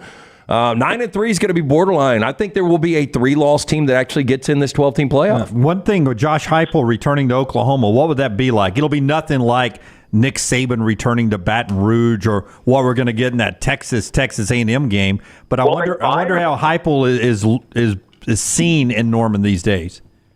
I think he's liked, but remember they fired him basically and forced him out, if I remember correctly. So I think that's one that, you know, to the extent you buy into the revenge game factor when it comes to a coach, I think that's one probably, I don't know that he would say it, but I bet for Josh Heupel personally, going on the road and winning at Oklahoma might be his most desired game to win of them all, just to kind of send a message. Look, I mean, there's obviously going to be a ton of huge games that whether it's Georgia, whether it's Bama, whether it's Florida, and I think Florida is going to be pretty bad. So Tennessee loses that game like they did last year. I mean, that'll be a bad sign.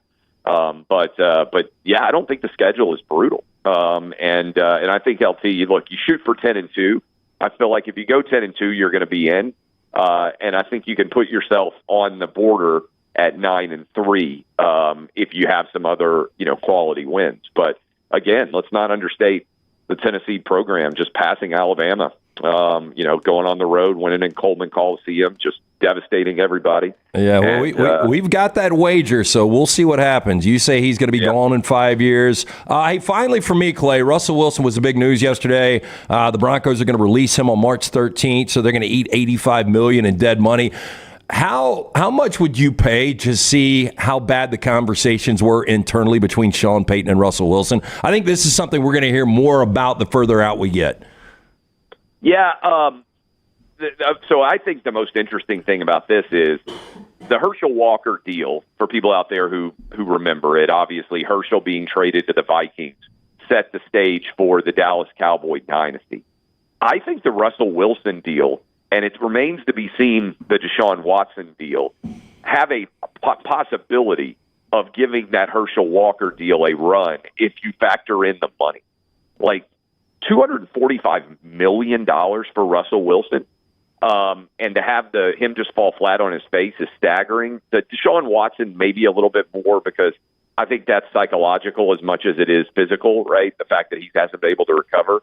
But I don't think there's any doubt that Sean Payton was not a Russell Wilson believer. Now, Russell Wilson was a lot better in year two, but it's going to be his career trajectory. If he goes, let's say, the Pittsburgh Steelers and stinks, or wherever he goes next, I think it would be one of the most staggering career collapses that we've seen. Because, I mean, he would have gone from, if he had retired, think about this, if he had just said, you know what, my body's taken a beating, I'm retiring. If he had the last year he played in Seattle, if he had retired, he's a no doubt 100% Hall of Famer, right? I don't think anybody would have questioned it at all. 100%. I think he might not be a Hall of Famer right now. I had that thought yesterday when it flashed on the ticker. I still think he's going to get in, but hey, you're right. I mean, if he goes, to have a guy that everybody would agree is a Hall of Famer, and he plays himself out of the Hall of Fame. I mean, that almost never happens. It rarely happens, but you're right. He's challenging that right now. Like even Albert Pujols did so many great things, and then he sort of fell off, and then came back and had that final good year in St. Louis and was really good last year. So he cemented himself. Baseball's a little bit different because we care about whether those guys use performance-enhancing drugs. Every other sport, like, nobody cares, right? Like, guys get popped all the time in the NFL. They miss 4 games, and like, there's hardly a discussion about it at all. Baseball guy gets caught using steroids, and it's like, oh my God, we can never allow this guy in the Hall of Fame. Most people don't even remember if you do it in the NFL. It is kind of wild, the difference in treatment between those two sports when it comes to performance-enhancing drugs. But yeah, the Russell Wilson deal is, a staggering failure that I don't think anybody saw coming. You could at least argue, hey, I'm not sure about Deshaun Watson coming off of not playing for a year and then the off-the-field issues. Like, again, I think his failure is more mental than physical. I'm stunned by the failure of Russell Wilson. Well, I know you got to get to it's a busy day on your show, and then factor in that Meta is totally down today, so no Facebook, no Instagram, so you can go talk conspiracy theories the rest of the day. Oh, Instagram is down? Oh, no. I mean, I thought it was a good day for boobs. This is maybe this is a shot back. I mean, here's a good question for you guys to debate. What percentage of Instagram's value is predicated on good-looking women? In other words, if like suddenly you couldn't post bikini photos on Instagram, what percentage of the market cap value of Instagram would cease to exist? 80%. Yeah. I think that's fair. Yeah, 80%. Yeah, problem is I turned that into my family photo album now. It's where I keep my family photos. I mean, I share my videotapes, but I'm not very good looking, so I don't know that I'm helping the Instagram economy very much. Hey, Clay, certainly people don't need to see me in a bikini. Speaking of conspiracy theories, have you heard of the octopus murders? No. Okay, it's a new documentary on Netflix. I'm not going to say it's great, but boy, it's got some interesting conspiracy theories out there. It goes back to the 80 presidential election with Carter and Reagan, and it's a deep dive, man, but it's got a lot of murder, a lot of intrigue, very political. Yeah, no, I'll potentially check it out. My number one conspiracy theory that I believe that is related to sports, like I'm an aliens have come to Earth, person, like I believe in UFOs, all that stuff. But I believe that David Stern suspended Michael Jordan for gambling on sports. I know they both deny it, but I still think that's the reason Jordan left the first time. I can believe it, and it made for a magical summer here in Birmingham. Clay, man, thank you. Go ahead. All right, appreciate y'all. Okay, Clay Travis with us, Outkick there. He's off to do his work there that pays the bills there. He was on the JohnsonRVCenter.com hotline. We go to Gainesville and talk to Bryan Passink about Alabama's huge contest with Florida tonight, where they're the underdog. He's up next from the shoot-around at the O-Dome. The show's being brought to you by our friends at Precision Sports Medicine and Orthopedics. Remember, the number there is 205-512-3885. 512-3885. The website is precisionsportsortho.com/2024. Tweak a shoulder, twist a knee, do something playing pickleball or pick up basketball. They can get you back in the game, get you back to work. Orthopedic care better together with Precision Sports Medicine and Orthopedics. Again, that number, 205-512-3885 or precisionsportsortho.com/2024. Follow LT on Twitter at @TheLanceTaylor. You got to look your best to play your best, and our friends at Bandwagon can help your team find the perfect uniforms for that upcoming season. Bandwagon is with you every step of the way, from developing your team logo design to choosing from their multitude of samples.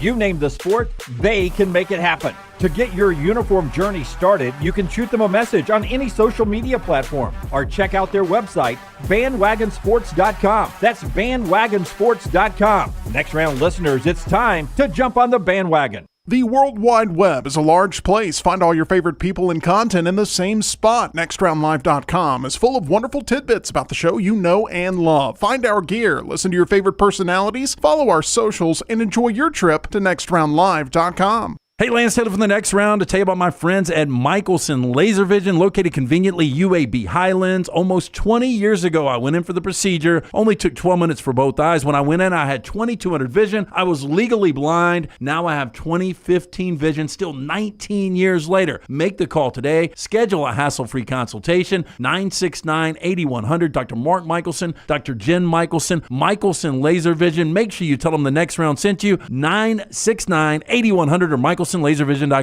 This hour of the Next Round is presented by the Birmingham Racecourse Casino, now featuring 7 days of giveaways with your chance to win a share of up to $125,000. The more you visit the Birmingham Racecourse Casino, the more chances you have to win. Hey, let me tell you about our friends at Urology Centers of Alabama. Compassionate and comprehensive urological care with 35 physicians, 17 locations across Alabama. Their patient-centered approach to all of your urological needs. Remember, they've got that new men's health center. It is beautiful, helping men with a wide range of sensitive male issues in a comfortable environment. You can always go online, visit urologycentersalabama.com, schedule an appointment with one of their many urologists today. Hey, for all of your IT and printing needs, reach out to our friends at Xerox Business Solutions. Look, I'm still one of those old school guys. I print my notes every single day for the show. If you watch the show here on the Next Round, you see all the notes in front of me. From day one, Xerox Business Solutions, they've been with us here at the Next Round. Local for over 45 years. For all of your IT and printing needs, visit XeroxBusinessSolutions.com or call 205-969-3000. That's 205-969-3000. Hey, Lance Taylor from the Next Round to tell you about our friends at Gutter Cap. Gutter Cap's that patented aluminum cover system that fits over most existing gutters to keep out debris and eliminate that gutter cleaning. It's backed with a lifetime warranty, almost 20-year service record right here in Birmingham. Stay off that dangerous ladder forever. 45% off the retail price now if you call GutterCapBirmingham.com. Call my good friend Chris Stewart now, 205-823-2212. Cap it, don't snap it. It's Gutter Cap.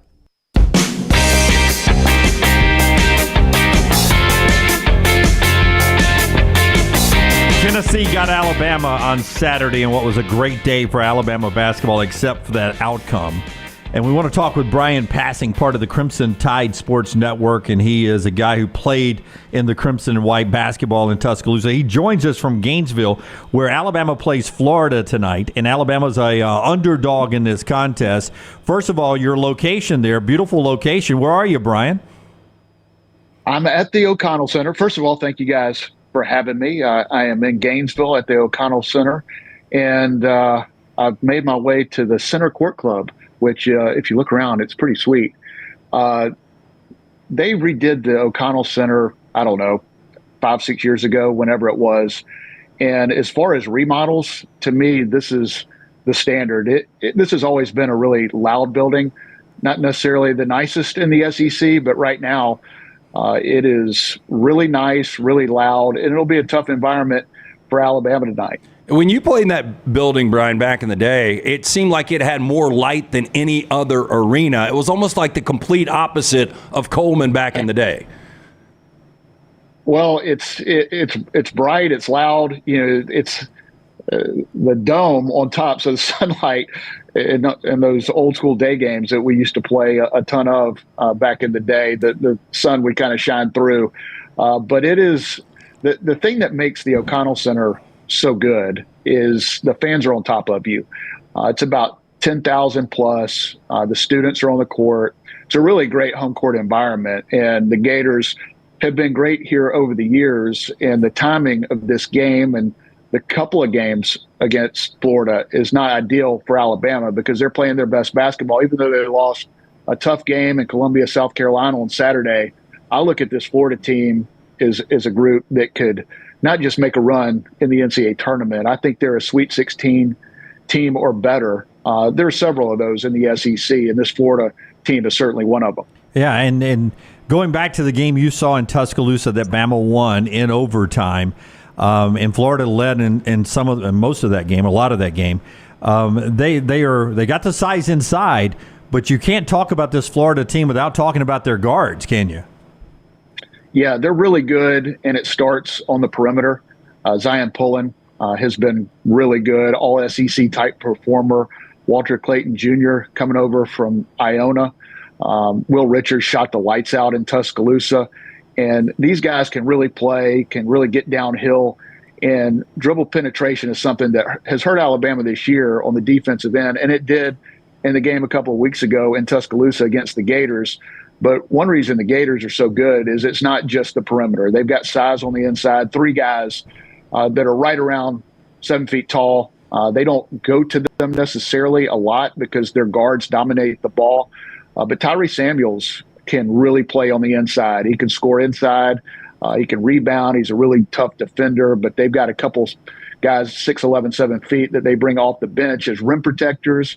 They set a lot of screens for their guards, and they're really good, especially on the offensive end. They're built a lot like Alabama in terms of pace of play. Their offense is one of the top 15 in America. Defensively, they've been up and down, but they're really good on the inside with rim protection because of those 7-footers, and they're playing their best basketball, even though they dropped the one Saturday to the Gamecocks. Brian, I want to go back to Saturday night against Tennessee. Disappointing loss, but Dalton Knecht 1 of 7 behind the arc, only 13 points, coming off the 39 points. I think any staff moving forward would be like, let Dalton go for 13. We'll take that. You know the game inside and out. What did you see that Alabama did on him? Was it just an off night from Knecht, or did Alabama do a really good job defending him? Well, I think they did a great job, and he was off. A player like Dalton Knecht can score when the defense is as good as anybody, and we've seen him do that. Auburn's a really good defensive team on the perimeter. He drops 39 on them. I thought Alabama's defense got better Saturday night. I thought, obviously, it's a tough game against the top 5 team in Tennessee, a team in the Vols that a lot of people think could not just get to a Final Four, but possibly win a national championship. So you knew it was going to be a difficult game, but it did not play out the way I thought it would. Alabama's offense has been not just good all year long. It's been one of the best in recent memory in college basketball, number 1 in offensive efficiency. So I did not see a scenario where Alabama wouldn't get a field goal in almost 10 minutes. But Tennessee is so good on both ends of the floor. They were great defensively, which I expected. But Alabama struggled on the offensive end. And you give Tennessee credit, but the things that I saw in that game, even though it was a disappointing loss, that I think can help this team moving forward is they got stops. They got stops when they needed to, held Tennessee to 38% field goal shooting. That's good enough to win with this offense against pretty much anybody. Obviously, it wasn't on Saturday night, but I think it's something that this team can build on the defensive end. And offensively, even though it was a disappointment in the second half Saturday night. I don't worry about this team offensively. This is the best offense in Alabama basketball history. They'll bounce back. Hopefully that'll be tonight. But what will determine the ultimate success of this Alabama team is how much they improve on the defensive end from now until hopefully a long run in March Madness. And I thought they did a better job of that Saturday night. So, but you tell me, you played the game. Can they play with that kind of defense and also make it work offensively, or does foul trouble because playing better aggressive defense, or just the energy on the other side, does that impact you shooting threes late in the game? Is there a yin and yang with playing better defense and less offense?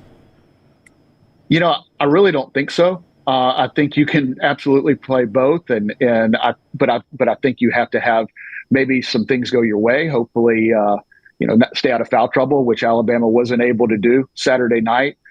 Grant Nelson needed to have a big game and just didn't get that opportunity because of foul trouble. Only played 16 minutes. Listen, we can debate whether a lot of those were good calls or bad calls. Regardless, he was not in the game, and he needs to be in there, especially with Latrell Wrightsell out, and he's been out, and to not have two key contributors against one of the best teams in college basketball, you got to do it on both ends of the floor. And I think because of the foul trouble, because Latrell being out, you've got guys like Mark Sears, Aaron Estrada, Rylan Griffin, those guys playing more minutes than Nate Oates would probably like, maybe ran out of gas a little bit in the second half, which is understandable because of the amount of minutes they played. But listen, when you play close to 40 minutes against this Tennessee team, that's not like playing 40 minutes against most anybody else. It takes a lot out of you. And I think Alabama was a little bit out of gas. So when Latrell Wrightsell comes back, and hopefully it'll be tonight, and you've got Grant Nelson playing the majority of the game, I think he'll be able to get into a more comfortable substitution pattern where you're not wearing guys down and they're ready to go late in games in the second half against really good teams. In that 98-93 overtime win over Florida, Grant Nelson and Aaron Estrada were both really good. Who is more important tonight of those two? Yes, both. They're so important to this team. Obviously, Mark Sears gets the headlines. He and Dalton Connect are the two front runners. Probably Dalton Connect a little ahead of Mark right now for SEC Player of the Year, but Mark right there as well. But Aaron Estrada, Grant Nelson, listen, you can throw Rylan Griffin. Latrell Wrightsell was that player before he went out and missed several games. But you feel like you know what you're getting every night from Mark Sears. The guy's been maybe the most consistent player in college basketball on the perimeter. It's hard to get 20 and shoot the percentages that he has all year long with such consistency. But when Aaron Estrada, Latrell Wrightsell, Grant Nelson are playing well, all of a sudden Alabama becomes one of the top teams in the country. And I think they have the ability to do that. Foul trouble has been an issue for Alabama. It hasn't always been Grant Nelson, but Nick Pringle, who, by the way, is playing his best basketball, has had a tendency, obviously, to get in foul trouble. He and Mo Wagi. But when you've got a player out, when you got some guys in foul trouble, you have to have other guys step up. And Alabama's had that with mixed success over the last few weeks. Alabama has not played their best basketball in the last couple of weeks since Latrell Wrightsell has gone out. But I think the blessing in disguise could be that you've had a guy in Davin Crosby step up and play really well against Ole Miss. He shot the ball well again. We lost your audio. There we go. Be able to put him in, which. Yeah, you're back now. We lost your audio momentarily. Yep. But we're just speaking of the depth that I think has improved. And with Latrell Wrightsell being out, Davin has really stepped up, given the coaches more confidence that they could put him in. So he's played extremely well, shot the ball extremely well. So now all of a sudden you have a little more backcourt depth. Nick Pringle's playing his best basketball. I don't anticipate Grant Nelson to be playing 16 minutes a game, which he did against Tennessee on Saturday. And hopefully with this added depth as we get down the stretch and hopefully get more healthy, Alabama will start to play better. This is the time of year that you really want to turn it around or turn it on and start playing your best. And Alabama's had mixed success over the last couple of weeks, but still a ton to play for. A championship is still on the line when you look at Tennessee's remaining schedule. having to go to South Carolina, Kentucky, who's so good on the road, coming in on Saturday. It's not inconceivable to see Tennessee lose a game, possibly two. I don't think they'll drop two. But Alabama, if they win tonight, then we sit by the TV tomorrow night and root for the Gamecocks against Tennessee, and you never know what could happen. This is, I think, the best league, the deepest league in college basketball. And right now, for Alabama, if they could win tonight, they could be in great shape and have a chance to at least get a tie of the SEC title. Crimson Tide Sports Network, Bryan Passink with Chris Stewart on the call tonight from Gainesville. I'm going to let you go so you don't miss the team bus back to wherever you guys are going. Thank you for your time, and enjoy the game in Gainesville and the O-Dome there tonight. Bryan Passink on the JohnsonRVCenter.com hotline with us today. The show also being brought to you in part by our friends at the Sports Betting Alliance. It's a big time in the state of Alabama. If you'd like to be able to wager on contests this upcoming football season and beyond. Yeah, we might have a vote coming up this Thursday. We'll have more information on that from the Sports Betting Alliance tomorrow. They're going to join us for a couple of minutes here on the next round. We'll get more information on that, but let your voice be heard. Here's the number. You can write it down. You can make that call today.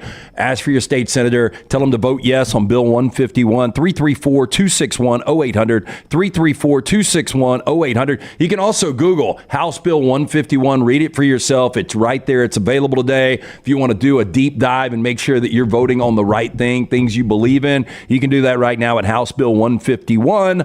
Did you realize Alabama, one of only 12 states where you can legally bet on sports? House Bill 151 allows you to choose whether you can place a bet on the big game this weekend. SportsBettingAlliance.org, paid for by the Sports Betting Alliance. Again, call 334-261-0800. Hey, a new Elephant in the Room is available at Disrupt the Media on YouTube. That's our parent company here, and you can go check that new episode out with Mick and Jake. Elephant in the Room, part of Roll Tide Pods at Disrupt the Media. If you're not familiar with that, just go to our website at Next Round Live or our YouTube channel and work your way to Disrupt the Media from there. But easy, when you go on YouTube, just type in Disrupt the Media, and there's a whole channel there of Roll Tide information and also War Dam Pods, where you get a new Village Vice with Zach and Brad that are up today. So both at War Dam Pods, Roll Tide Pods, it's all right there. Disrupt the Media on YouTube. Go and check that out. Josh Donaldson, former Auburn player, played with 7 different major league teams, retired yesterday. 2015 American League MVP, so he won an MVP one year, right? Oh, dude was a stud later in his career. Yep. 3-time All-Star, 7 different teams. That year with the Blue Jays, he came up with the A's, was a catcher early in their organization, but then they put him back in the position he was at Auburn at third base. He came up and led the A's, a big youth movement there in Oakland, to 3 straight divisional titles. And then they shipped him off to Toronto, where he discovered the long ball, 279 career home runs, 2015 MVP. And then he came to Atlanta. Remember that 2019 year? Clubhouse guy, man. They loved him. 37 home runs in Atlanta that year, and he was the National League Comeback Player of the Year. That was the year he cut his hair in the dark, right? Yeah, where he had the mohawk and it almost looked like Jason Voorhees had been thrown on flame or fire. I mean, it was a rough look. It was a rough like look. Jason Voorhees, but worse. Yeah, but Donaldson, I mean, the way he just progressed, teammates absolutely loved him. You mentioned 2015 MVP, led the league in RBIs that year, won a Silver Slugger in back-to-back years. I mean, for a minute, he was a top 10 offensive guy in baseball. Absolutely, and he announces his retirement, and personable guy, could be a broadcaster down the road. I don't know what Josh is going to do, but he is a guy that didn't look like he was going to make it in the big leagues. He made it up and got called up as a catcher. He was a bomb, and they had sort of shipped him back and was going to, ship him out. And he switched positions, got that chance, and took advantage of it for a long, I think, a 13-year career for Josh Donaldson. Job well done there. And good news for you Braves fans. How about that? Ronald Acuna ends up, he's only got an irritated meniscus.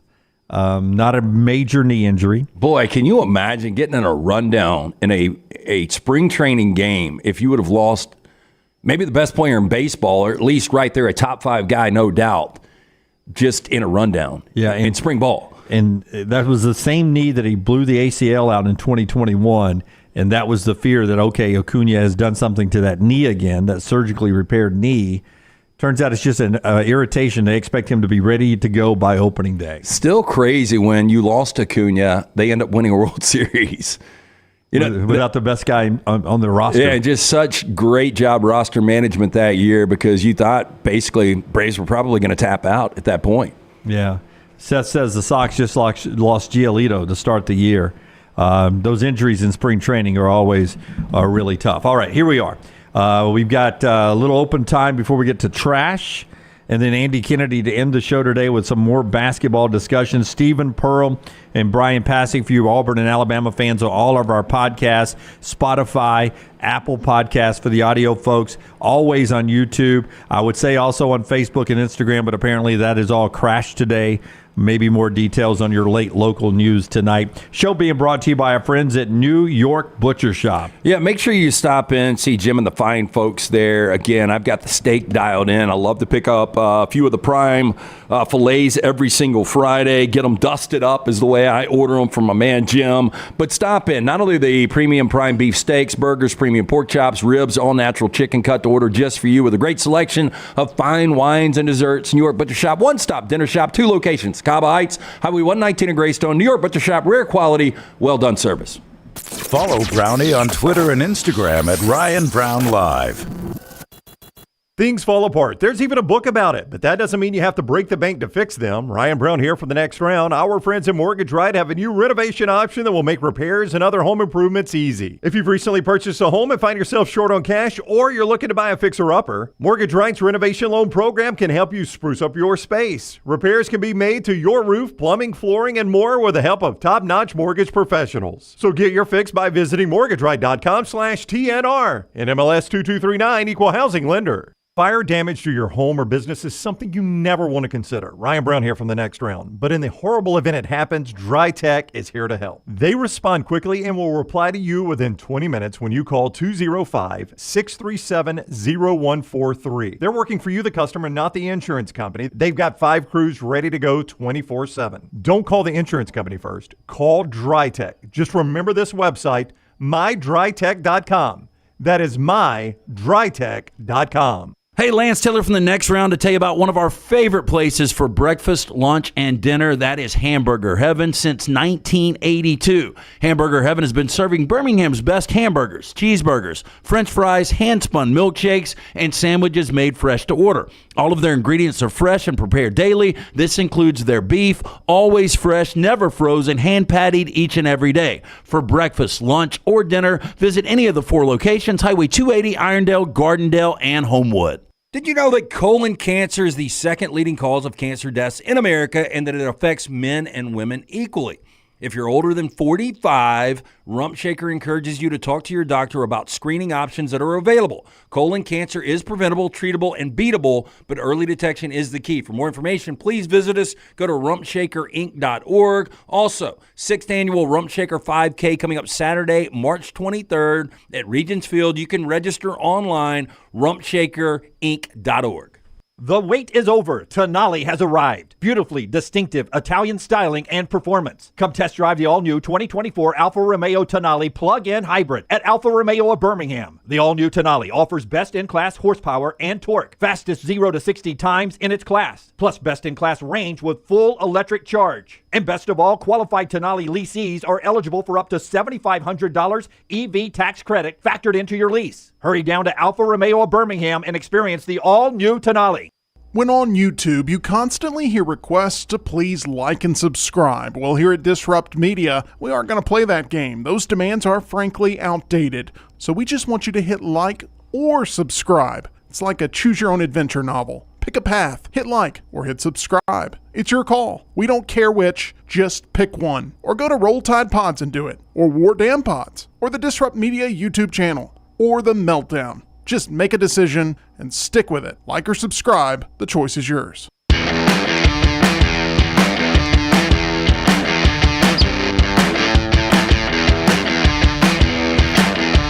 Some college football news to talk about here in a second. There's one thing that's out there, by the way, from the Texas A&M end. I don't think Greg Byrne would take the Texas A&M athletic director job. but I would imagine there is interest from Texas A&M's side in what the Alabama AD has been able to do in his stops at Mississippi State, Arizona, and in Tuscaloosa.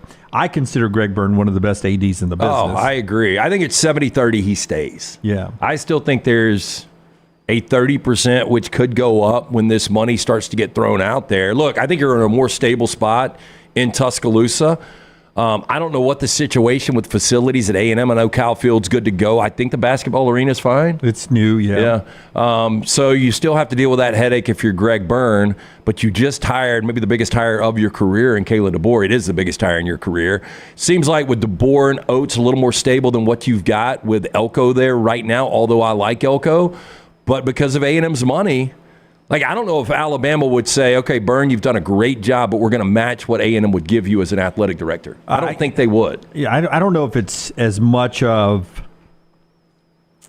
the money you can make, but the ease of money you have to spend as an athletic director, if that makes sense. Yeah. I mean, look, Greg Byrne would love to say, hey, let's do an arena tomorrow. Right. But it comes down to it's a financial decision. And when you have all of the money literally almost in the world, or all the money in Texas is what he would have, that's one of the resources there. So that's got to be appealing for Greg Byrne. Nobody wants to see him go anywhere. We've established a relationship with the athletic director over the last few years. Really good dude. And I know Nick Saban had a great relationship with him. But I still think there is a chance that College Station could be calling. Yeah, well, there is interest from their side. We'll see if there's any from Greg's side at all. But I would say this. If Greg Byrne ever left Tuscaloosa, I never thought it would be for another school. I could see him being a conference commissioner someday. Like if Greg Sankey ever moved to another role, say in charge of college football, like a commissioner. He's a guy who would be on a short list, I think, to be SEC commissioner, or, before things started to implode, a Pac-12 commissioner and all that. So, he could be, one of the guys in charge of all of college athletics someday. So we'll see what happens at Alabama, but he's a very popular athletic director, and there is some interest, at least from the Texas A&M side, on a list to replace Ross Bjork, who went off to Ohio State. Another good job up there in Columbus. If you want a good job done on your roof, there's only one guy to call. That is Greg from Pell City and Storm Restoration Roofing. Greg Nelson, he and his wife, who just celebrated their 35th wedding anniversary, they own the company. The company's been locally owned now for over 2 decades, and Greg will take care of you. There's a scene of a young lady outside of her house that Greg's fixed the roof on. He does roofs that have aged out. He can put new roofs on there, replace those roofs. He handles storm damage. But the best thing he does for you is he gives you a free no-cost roof inspection. Absolutely free by calling this number, his cell number, by the way, 205-542-3531. 205-542-3531. Get you a free no-cost roof inspection, A+ rated with the Better Business Bureau's insurance companies. Trust him. He's Greg from Pell City and Storm Restoration Roofing. News coming out of West Virginia. A couple of people reporting that Neil Brown today is about to get a contract extension on one of the hotter seats going into last year, where West Virginia was picked to finish dead last. He coached West Virginia to a 9-4 season. Now it's a new look Big 12, and there is talk that maybe as early as today he will get a contract extension. Yeah, it's really crazy. I don't think there was anybody on a hotter seat coming into last year than Neil Brown was, and he ultimately wins 9 games. And that was his first, well, I guess if you take 2020 away, his first winning season in Morgantown, and he's been there a full 5 seasons. So, look, there's expectation with that football program, and especially now with the Big 12 with Texas and Oklahoma out. If I'm a West Virginia fan, I expect to win that league every 5 years. And, being the media's last pick in the Big 12, obviously there's pressure on Neil Brown, but not necessarily pressure on that team, and I think they surprised a lot. We'll see with the contract extension how he's able to do this. Yeah, and it becomes a very important time in West Virginia football history. So you want to be winning right now, because if we do go to these super leagues, you want to be playing your best football right now so West Virginia gets acquired by either the Big Ten or the SEC. Yeah, and I don't know how you feel about this. I mean, West Virginia basketball was so good under Huggins for such a long time. West Virginia football was, for Dana Holgerson for a minute. And yeah, you want to be appealing to one of these leagues, and where their basketball is right now, where their football is, I don't think they are. When I watch games in West Virginia, it seemed like a really difficult environment, but it just seems like the sun doesn't shine there. It just doesn't seem like a great environment. Could they be a future SEC team? Oof. Boy, I mean, if we go super expansion. Yeah, I mean, if you're going 20-plus teams, maybe. You've got to have somebody to fill up these conferences. But as Jimmy SEC, I mean, do you care anything about having West Virginia your conference? Well, I mean, if I'm having to choose between West Virginia and, Oklahoma State, I sort of like West Virginia. If I had to choose between West Virginia. I would rather have SMU. I'd rather have Oklahoma State. I'd rather have Houston. Yeah, you'd rather have NC State? NC State, then we can start to debate that a little bit. I lean NC State. It does look like in Carter Finley, the sun is out every now and then. Here we go. This is Andy Staples, friend of the show. He's like everyone else. He believes that we're trending to these big 2 super leagues. And here's what you have. He thinks the SEC in the future would look like this. In one division, Florida, Georgia, Clemson, NC State, South Carolina, and Miami. In another division, Alabama, Auburn, Tennessee, Kentucky, West Virginia, Virginia Tech. In another division, Arkansas, Ole Miss, Mississippi State, Missouri, LSU, and Vandy. And in another division, Texas, Texas A&M, Texas Tech, Oklahoma, Oklahoma State, and Kansas State. Let me give you the other side of that just so you see what we're talking about. In the Big Ten, you would have a Penn State, Florida State, North Carolina, Virginia, Pitt, Maryland. Then a Michigan, Michigan State, Notre Dame, Indiana, Purdue, Rutgers division. Ohio State, Wisconsin, Northwestern, Illinois, Iowa, Minnesota division. And then basically a Western division, UCLA, USC, Oregon, Washington, Utah, and Nebraska. Instantly, names that pop out that did not get scooped up. One of them is the Kansas Jayhawks. I see them nowhere. Do you? I don't. And look, where Lance Leopold's got them in football, and obviously where Bill Self's got them in basketball, I mean, they're much more appealing than a lot of those schools. Yeah, it made me wonder why Andy took Kansas State and not Kansas. Well, and also, there's no Duke in the Big Ten along with North Carolina. And, Duke just basketball brand-wise. Yeah, no Duke. I always thought Duke would be a Big Ten. I hate this, though. I hate it. I hate it. I hate it. I hate it. Look, I'll get used to it ultimately if we do get to this point. Well, Andy says he doesn't like it either, but he'd watch the crap out of it. Oh, yeah. I mean, it's not like I'm going to be like, you know what, 2 super conferences in college football, I'm not going to spend my Saturday. I'm going to go, hang out somewhere else. Yeah. I'll still watch. And I'm not a college football purist, but this is a little overdone to me. Okay, there's a guy named Greg Swaim, and I don't know his history. I just know he's been doing it a long time, and I checked it out where he said this last week. But he believes that Notre Dame will join the Big Ten like Andy did. And he said Texas A&M because what's that academic thing, an AAU school or whatever? I forget what it is. There's some kind of academic good standing. There's only a certain number of schools, and Texas A&M is one of those schools. You're not talking APR. No, it's not APR, but it is some naming something there something that's about to go the way of the dinosaur. It's about academics. Yeah. That most of the Big Ten or all the Big Ten schools are. He said that he is hearing that he thinks Texas A&M, who's upset with Texas coming to the SEC, would consider a move to the Big Ten. Not specifically that reporting.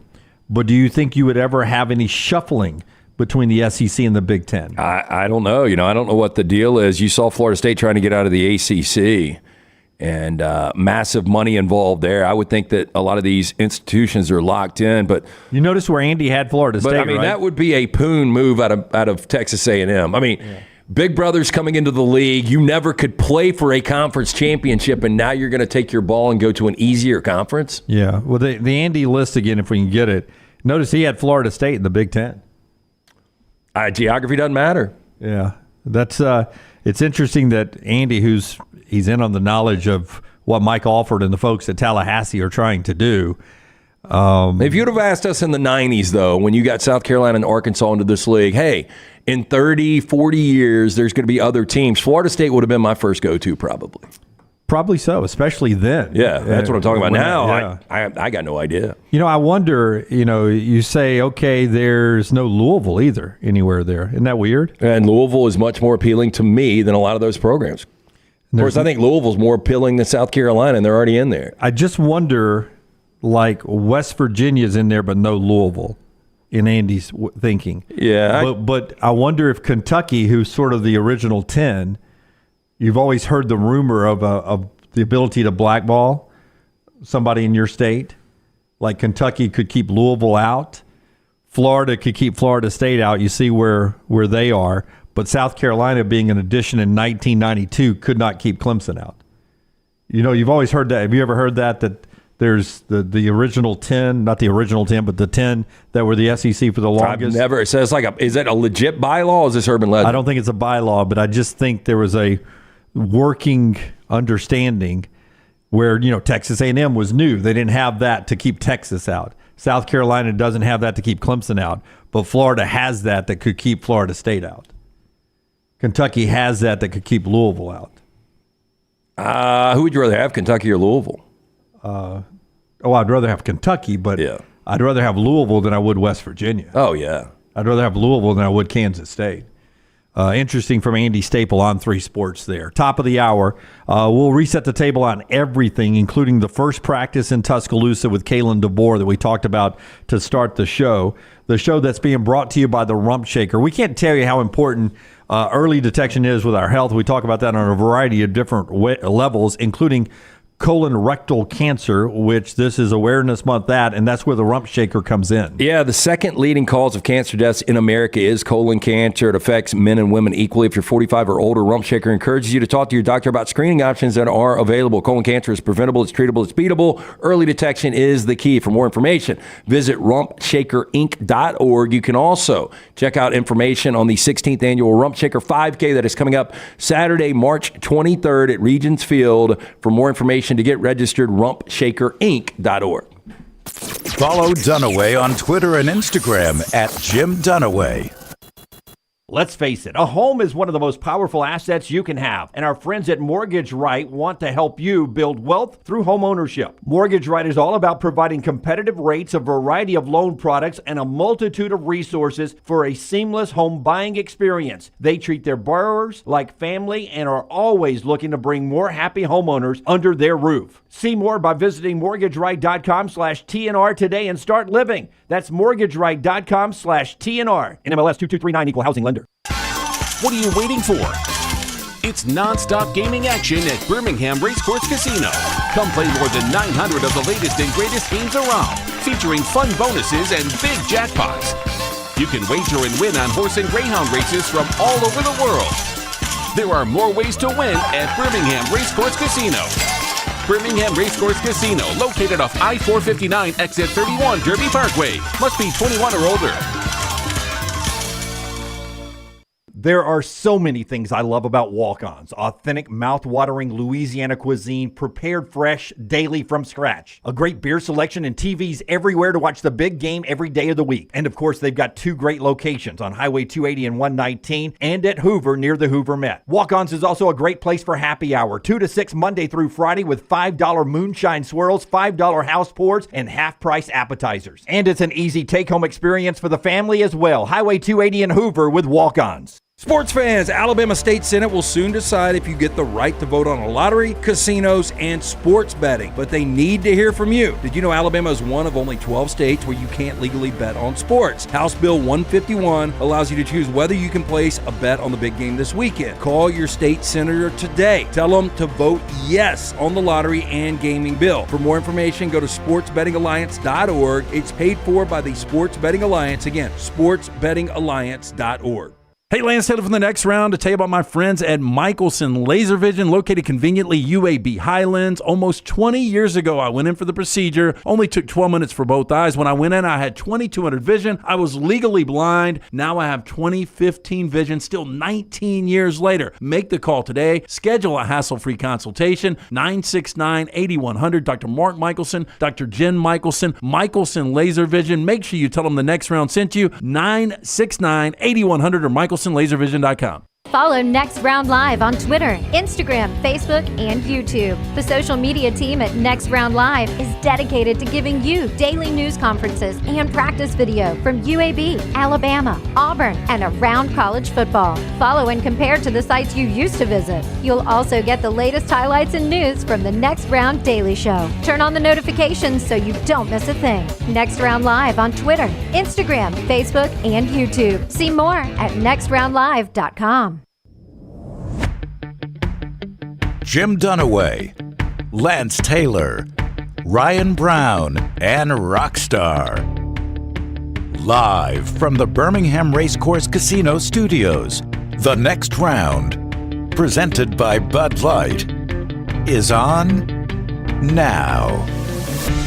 LT will have 4 downs at the end of this segment. Trash is coming up in Andy Kennedy in this hour. Already Stephen Pearl, Clay Travis, and Bryan Passink. I didn't know we were doing this. Do you know who we have on the show Friday? No. I'm afraid to say it right now. Why? But or maybe I do. I don't know.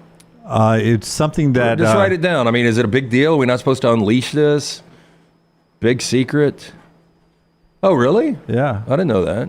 I didn't either until Emily Grace McWhorter told me about it in her break. Is he in studio? No, it'll be on a Zoom, but I got a call with him at pre-show on Friday to set it up, and if I need to get more details on it before I announce who it is. Well, I'll tease it tomorrow if it is happening. Well, on Friday. I mean, there's a lot of people that are going to know who this guest is, and it's. I wish we could do it in person, but I guess there's a way to do it over Zoom, kind of the way he operates. But there's probably some of our listeners and viewers that don't know who he is, and he's a fascinating guy. Yeah. If it is legit on Friday, then buckle up. It'll be a lot of fun.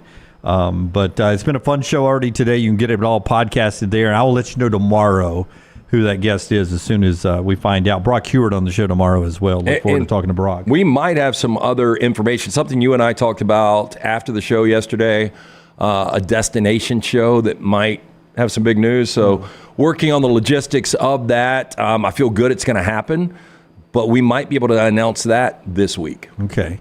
So we could be coming to a city near you pretty soon. So stay tuned the rest of the week. Some big announcements coming up. This hour of the show brought to you by our friends at Champy's. Champy's world famous fried chicken, Highway 119, right there in Alabaster, just off I-65 and Highway 31. You can't beat that man right there, Sterling. He works so hard brining that chicken overnight. Then it's cooked to orders, always piping hot. All the wonderful sides.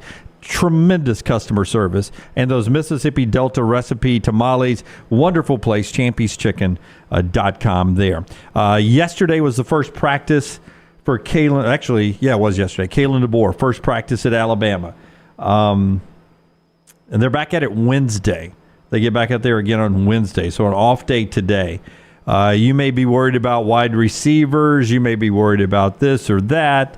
But defense will have a different look with Kane Womack in charge. And he's been working with Nick Saban to try to understand personnel, why the personnel were brought in, why Saban liked them to recruit them to Tuscaloosa, how they could be used on the field.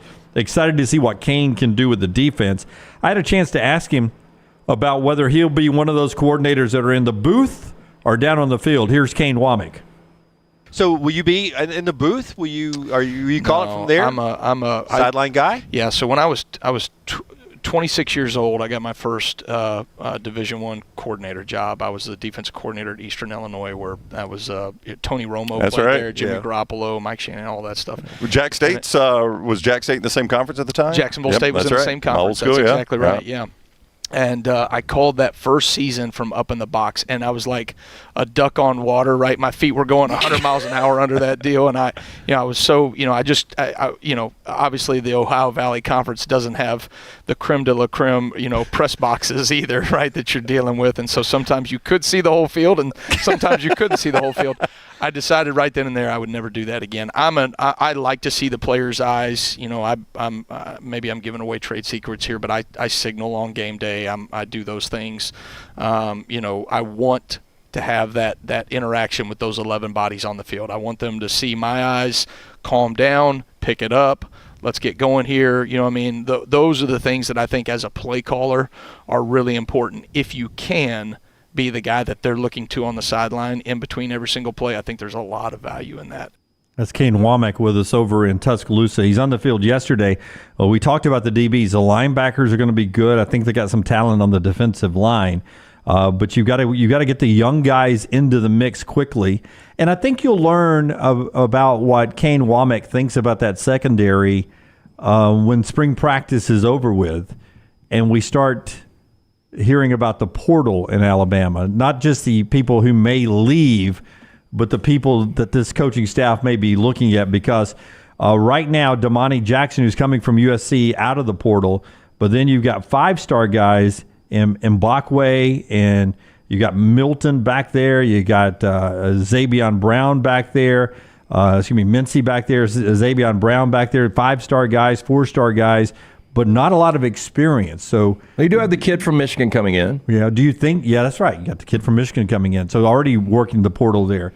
Yeah, I think they're probably... Some experience may be something they're looking for. Yeah, would not be surprised at all. 2 things to look for in the portal. Maybe 3, depending on how receivers kind of shake out.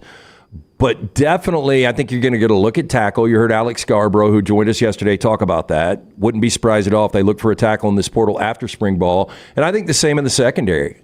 And then possibly receiver, again, depending on how this thing shakes out. Bama and Bourbon is up. LT talked with Aaron Suttles about that, and a ton there on not only Yay Alabama, the NIL, but Kalen DeBoer's first roster over there. And basketball. And some basketball. And really good bourbon yesterday. What was the bourbon? Yesterday it was, so Clyde Mays has got the Conecuh Ridge. So it's an Alabama bourbon, but it was 100.6 proof 5-year barrel.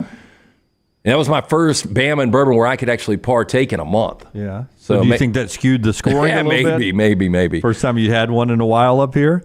So it was the Clyde Mays from here in Alabama and the Conecuh Ridge? The Conecuh Ridge, yeah. The 5-year barrel bottle and a little over 100 proof. And I was kind of joking about this with Suttles. Last year we had a lot of 90 to 95 proof bourbons. This year it seems like the majority, our Mendoza line is 100 proof. Which I kind of dig. I mean, if it doesn't hit you too hard, you've got some of those that go in the throat, they stick, they go into the chest, but you've got good heat too. Scotty got artistic yesterday, took a picture of us there with the Conecuh Ridge. Good looking bottle right there. It is a good looking bottle. So go check out Bama and Bourbon, part of Roll Tide Pods over at Disrupt the Media. Basketball's happening tonight. Our JohnsonRVCenter.com basketball update at Johnson RV Center, both their locations in Decatur and Coleman. You still get RV show pricing right now. What does that mean? The pricing is extended through March the 9th. You get all the great RV show pricings that you would get at any of the shows that have traveled around the Southeast. It's been part of the things they do at JohnsonRVCenter.com as they celebrate their 10-year anniversary. You can get fifth wheels there. You can get the travel trailers, the Class B vans there, the Class C travel vans there as well. The big RV shows are winding down, but the pricing continues. Go to JohnsonRVCenter.com. JohnsonRVCenter.com. Full lifetime warranty, military family discounts there. You can't beat that. It's a family operation. It's one thing we love right there about Johnson RV Center. JohnsonRVCenter.com. 2 great locations there in Decatur and at Coleman, both of them just off I-65 in those areas, and we appreciate them so much. Nate Oats talking about how the struggle on defense may have impacted the offense in the loss to Tennessee. Our defense needs to be better. We know that. I felt like our offense cost us that game more than anything against Tennessee. So I told our guys we've got the number 1 offense in the country. It needs to look like the number 1 offense in the country every game for the entire 40 minutes. It can't leave us for a 13-minute stretch where we took a bunch of poor shots and had some, bad turnovers. So, we keep stressing defense, and our defense has to get better. I thought our defense was better. We played harder, but, our offense left us for over half the second half, and we didn't play very well. So we got to have both going. Championship teams have great offenses and great defenses at the same time. That's where we got to get to. Yeah, 7-point lead, and it slipped away because the shots didn't drop. I mean, I think everybody would agree Tennessee's just a better team. I mean, Tennessee is the best team in the SEC. I think they're one of the top 3 or 4 teams in all of college basketball, and they can win with offense or with defense. And, yeah, I think it's pretty obvious when you go 9.5 minutes and 1-17 during that stretch, your offense cost you that game. Defensively, I mean, going into the game again, Tennessee 81 points, Dalton Knecht 13 points. You think that's a recipe for a win? I don't know how you guys feel in the chat room over here about Alabama tonight. My concern is that Tennessee and Alabama were playing for first place on Saturday. Bama lost, and it feels like the championship rush is over. So what is left with this team mentally tonight, playing the team that is number 27 in the AP voting and a team that's number 31 in the KenPom on the road? Tough game regardless. And now I just wonder where Alabama is mentally. Here's Nate Oats. I kind of talked to him about you may go for a job interview. You have no idea. You could hit it out of the park and do the best you absolutely could and still come up second and not get the job. We could hit it out of the park, go 2-0, still not win the league. But it's still the right thing to do. It shows character. And we have no shot of winning it if we don't come out and go 2-0. So we got to come out ready to play, give it a championship level effort, and let the chips fall where they may with Tennessee's 2 games this week. But I also told him we got to be playing our best basketball. I mean, I talked to him about UConn last year. UConn did not win the Big East. You know, they didn't win the regular season or the tournament, to be honest with you, and came and won a national championship. So, you know, there's things teams are playing for beyond just the one game in front of them. But we've got to get momentum going into March for the SEC tournament, the NCAA tournament, and we need to be playing our best basketball. Yeah, it's comfortable when you know you're in the tournament. But the problem now is it's a 4 line on Joe Lunardi's projections right now. Yeah. And if you lose tonight, it could start slipping maybe to a 5 line before it's said and done. You want to be 3-2 or 1. That's the line you want to be on, because just imagine if you're a 4, in order to get to an Elite 8, you've got to beat a 1. I mean, that's just the way it is. I mean, it's simple math. It's simple bracketology. This game tonight, to me, I thought it was one of the more fun games to watch. A little over 2 weeks ago in Tuscaloosa, where Alabama wins that game in overtime, where they were down double digits to Florida. I think you're going to get much of the same. I think it's going to be a hell of a game. I think there's going to be offense. I know you think it's not going to be as offensive as Vegas thinks. But I think Alabama will come to play tonight. But 84-82, and that's still under. Oh, yeah. That's a high-scoring basketball game. Yeah. 84-82 is still under. We got a stake on that one, by the way. 88-86 is still under. 88-86 is still under. And it's at 175.5 at mybookie.ag. Auburn is a big favorite on the road at Missouri, who hasn't won an SEC game. Bruce Pearl, I even said it yesterday, at Missouri, home to Georgia, should be 2 easy wins for Auburn, but Bruce Pearl knows you got to play the game. There's so much to play for coming down the stretch. My focus has primarily been a couple things. One, you know, it's the last weekend of the regular season, and, you know, mathematically we can finish anywhere between 1 and 6, I think, still, right? We've been saying that for a while now, but it's still, we're still there. Obviously, we have to continue to win. The second thing is just there's an awful lot to play for from a standpoint of seeding, both in the SEC tournament as well as the NCAA tournament, and the ability to advance in tournament play in March. And so we're trying to be at our best right now if we possibly can. Yeah, that's Bruce Pearl yesterday. Taylor Korn at our social media site at Next Round Live sent out a scenario that is very, very realistic, except for one thing. I don't think Tennessee can lose at South Carolina tomorrow night. I don't think that can happen. But other than that, there is a real scenario that Taylor put together in a graphic. You can get it at Next Round Live and a couple other places. By the way, I think they could. I think Tennessee's much better, but I think they could lose. Well, if Tennessee did lose at South Carolina, then I do think this is possibly happening. She's got the scenario laid out for you via pictures, and here it is, of a 5-way tie for the SEC title. And I think these are all realistic, except for Tennessee losing at South Carolina.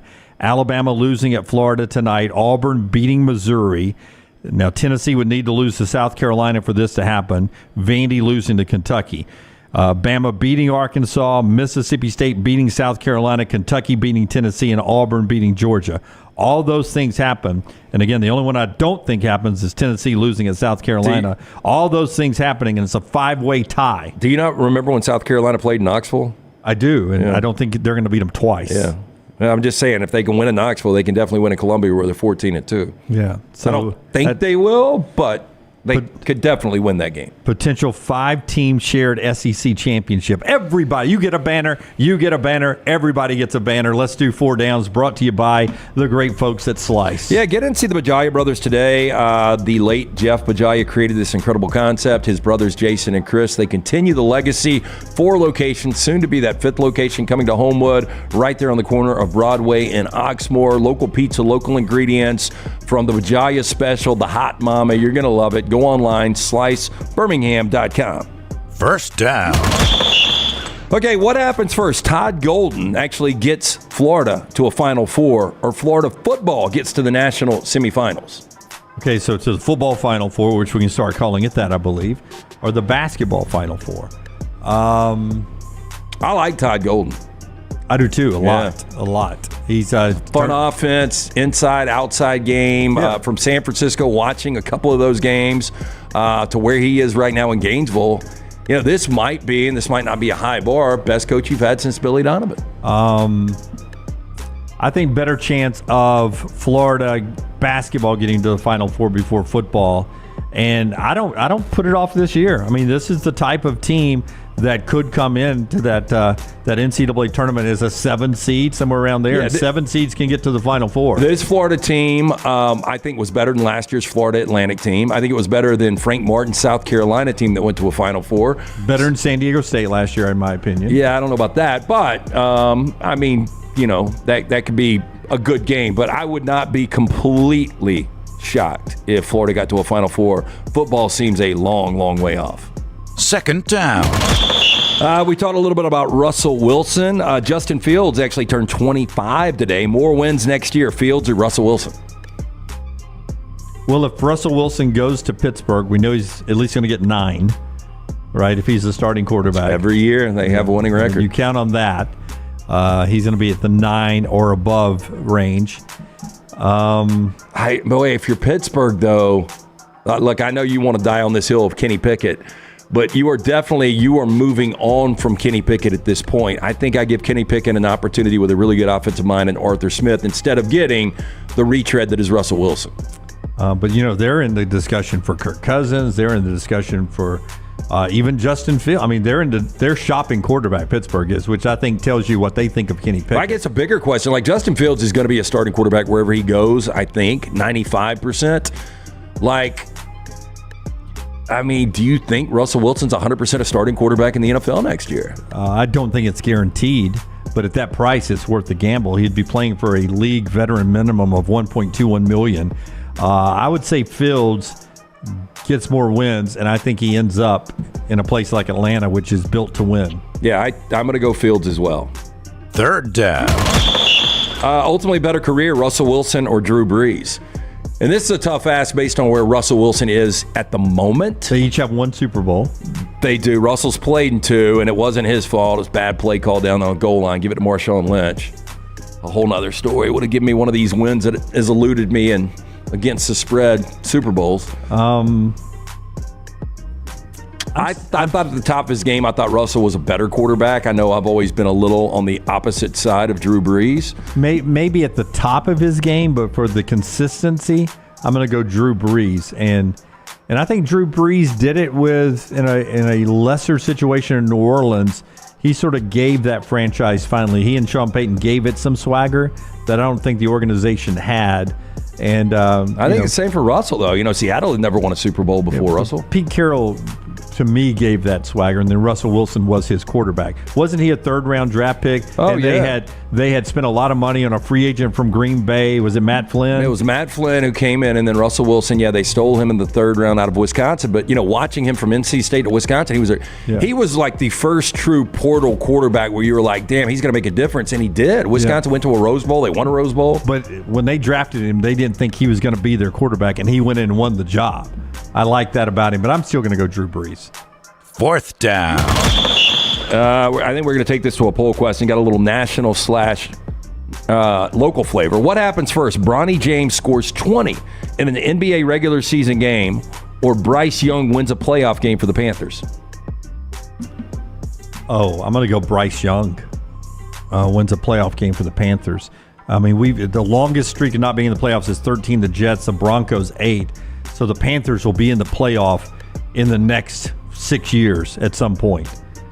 Bronny James getting to the NBA, he'll get the chance because of his name, but then scoring 20 in a game, it's a big number. But you look at a guy like, and completely different, Anthony Edwards was a guy that, by the way, missed tip time last night for the T-Wolves, but a guy that went number 1 overall out of Georgia, and watching him at Georgia, he was good. But, like, did you expect him to be as good as he is in the NBA? I'm with you. Watching Bronny James, I'm like, I can't believe, like, LeBron is really throwing it out there that he is waiting for this kid to get possibly in the league, same team, they play together.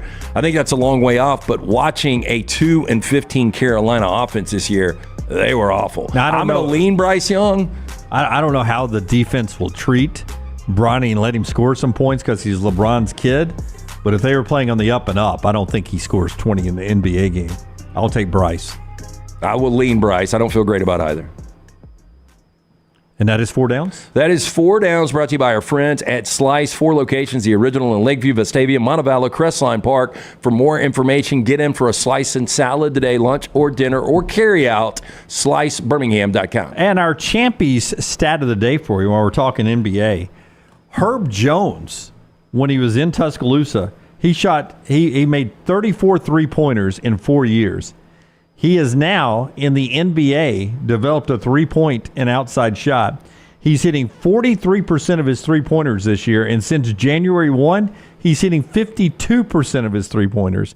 Well, and he's one of the great defenders. Yeah. Now he's scoring on fast break points, and he's shooting it outside. Herb Jones is a great pro. Yeah, I think you're going to end up seeing him be first-team all-defensive this year in the NBA, which is a huge coup. But Tyrese Halliburton, the great point guard from Iowa State, who's now with the Pacers, I mean, some people would say he's the best overall point guard right now in the league. He completely shut him down the other night. Shut him down. Yeah, I mean, Herb Jones, we knew he played great defense in Alabama. He was your SEC Player of the Year. Now he's developing that outside shot. Yeah, he's turned into a hell of a player for the Pelicans. Lanceslock.com to get your plays tonight in college basketball. $1,000 out there, too. Oh, what game? We went tonight with, oh my gosh, which game was it? Oh, it was Illinois hosting Purdue. Okay, Purdue, number 3 at number 12, Illinois, 6 o'clock. That's on Peacock. Edey, of course, is one of the best scorers. Terrence Shannon can fill it up for the Illini in that one.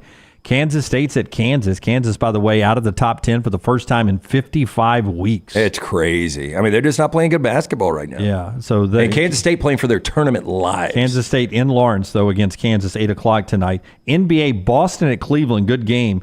But Boston's a plus 210 to win the NBA championship, not just win games, but to win the championship. They've averaged margin of victory in 11 straight wins, 22 points a game in margin of victory. Well, I don't know if you had an opportunity to watch them the other day. I was at the bowling alley. The game was kind of a unique bowling alley. You've probably been there before. I was looking for your old man. Against Golden State? When I was there. But watching them against Golden State, because we had the Celtics.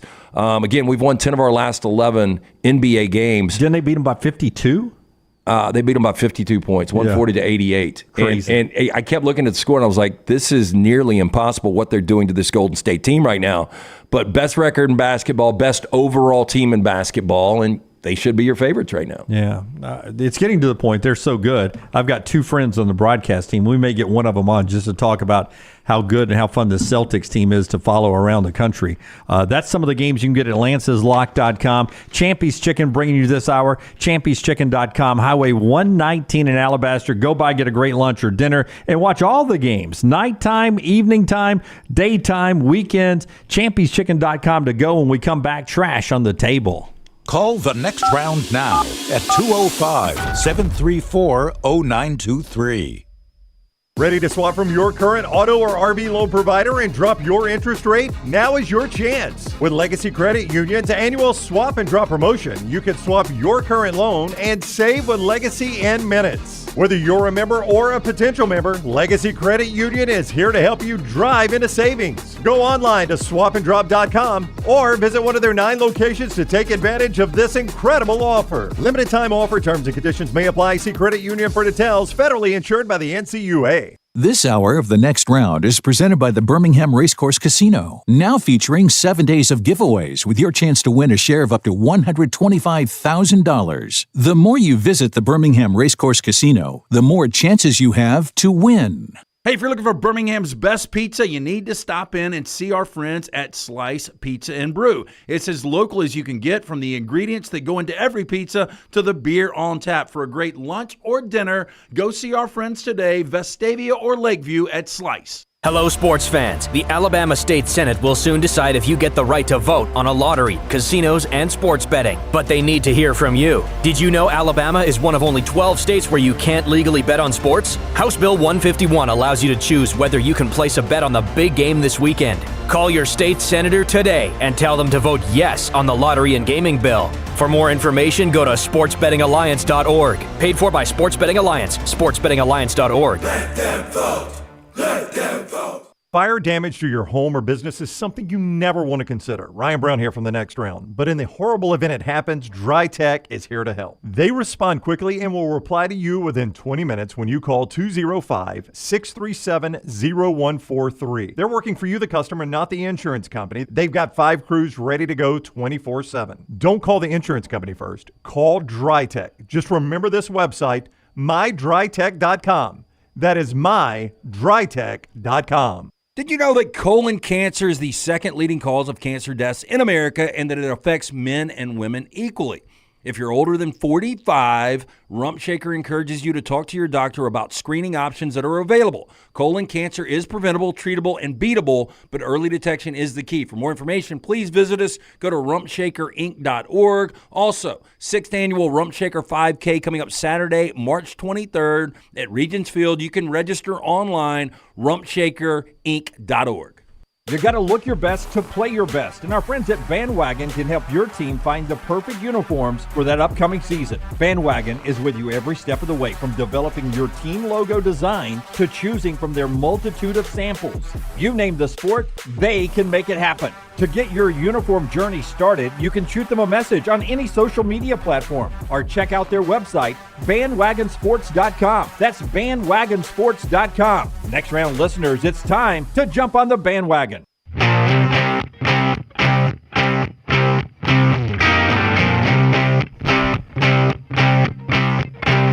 Okay, Sports Betting Alliance has big things that are happening.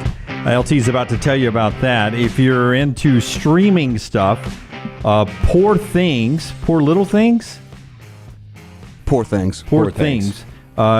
You're mixing a show and the movie. Poor Things comes to Hulu this week. If you have not seen that, it looks like one of those that I would watch and would be disturbed by it, and it would stick with me forever. Yeah, I think that you will end up watching it. I think Maggie will hear great things about it. You guys will watch, and then you will bitch and complain about it. I will tell you, I saw Dune 2 last night. Good? I thought it was really good, yeah. And I hate the fact that I'm liking that Timothée Chalamet kid now. Why? It's so unbelievable to see that kid is like this warrior. And his hair is perfect in it. He plays the character so well, but he's got he's like geared up. He's got like a sand scarf. The only thing I'll say, and you heard me say this about Jurassic World, there's too much sandworm in this. Too much sandworm. Sandworm on sandworm? Yeah. There is no sandworm on sandworm, but there's too much sandworm surfing. Oof. Yeah. Good CGI. You got to be able to get away. You got to be able to get around Arrakis or Dune or whatever the planet. I said Chalamet looks like the attractive brother of Finn Wolfhard from Stranger Things. So Finn, in some of the trailers leading up to the movie last night, Ghostbusters is coming out with a new thing. And by the way, I don't think Ghostbusters has held the test of time. Would you agree? The original Ghostbusters, no. No, not at all. No. When I showed it to Jack a couple of years ago, I was like, holy hell, I loved this movie as a kid. But the Ghostbusters reboot is coming out, and that Finn kid is one of the leads. Yeah, this is the sequel. But he's a rough-looking cat. Like, I can admit, the Timothée Chalamet kid, I mean, he's a good-looking kid. More of the pop culture you get in that kind of conversation, and some trash coming up later today on The Meltdown, which goes live at 2 o'clock. 2 o'clock on this platform right here. Just look for that Meltdown logo and watch it live every day, 2 o'clock Central Time. The Sports Betting Alliance big vote coming up possibly this week. Yeah, it could be this Thursday. Again, we're going to give you more information on that as we get that information. And again, tomorrow somebody will join us from the Sports Betting Alliance. But the Alabama State Senate will soon decide if you get the right to vote on a lottery, casinos, and sports betting. They need to hear from you, though. Did you know Alabama, one of only 12 states where you can't legally bet on sports? House Bill 151 allows you to choose whether you can place a bet. The big game this weekend. Call your state senator today. Tell them to vote yes on the lottery and gaming bill. Again, I went through this bill a couple of days ago. Just go online. You can Google it, House Bill 151. For more information, you go to the sportsbettingalliance.org, paid for by the Sports Betting Alliance. And again, write the number down. This is where you can call and tell them to vote yes, 334-261-0800. We can't turn the we can't turn the clock back. I know it's after midnight. We can't turn the clock back and turn it back into the mid-'80s and put on a Whitey Herzog team. LT's Trash is presented by Mortgage Right. Mortgages done the right way. Are you a veteran looking for a VA loan? Mortgage Right has been advocating for veterans since their company began. As a veteran-owned, operated company committed to your well-being, they can help you find the best terms available and guide you through every step of the process. Visit their location, Highway 280 in Birmingham. You can apply mortgageright.com/TNR. Call 205-815-9200. NMLS 2239. Equal housing lender. G. Curbo says, I just called my state senator and got a yes from him. Let's do it. I like it. AK says gambling is the devil. Hey, there's the devil in a lot of things. Devil's in ice cream. It's in French fries. It's in the details. Yeah. Yo, I like it in the blue dress. It's in the blue dress. Yeah. Have you guys celebrated Cinco de Marcho? I have not. Have not. Happy March 5th? Yeah.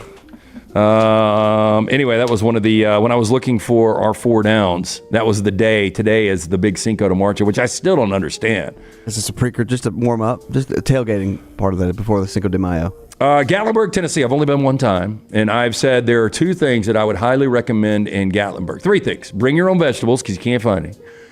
Go to the Crime Museum and go to the Titanic Museum. Those are the things. The Titanic one? The Titanic's good, yeah. Oh, wow. True artifacts from the Titanic Museum. Not as good as the Crime Museum. Is that the one where they have like an actual bucket of water? You put your hand in and they say like, this is the actual temperature of the water at the time? Holy shit, I can't tell you how cold. So you walk in, it's a room, and the guy's going, iceberg! And it's got like glaciers, and then it's got a little body of water, really small, something like you would see like at a petting zoo, like at the aquarium where you've got like a stingray swimming around, you can put your hand in. But it is I think it's 12 degrees. Awful. Wow. So, just falling in that water and surviving, can't even imagine. Anyway, Gatlinburg, Tennessee Dream Vacation is on a short stack away from coming true. Play on words here. Step inside the first ever Eggo House of Pancakes, a literal pancake house in Gatlinburg. Now, the views overlook the popular Great Smoky Mountains. Eggo, mostly known for their waffles, featuring their other breakfast favorite with this pancake stay experience in honor of National Pancake Day, which was this past February 28th. Now, the cabin is available. Here's where I got a little confused, and I don't know if this is a typo. Cabin is available to rent exclusively on Home to Go, but there is a catch. The House of Pancakes is only available to rent the month of March.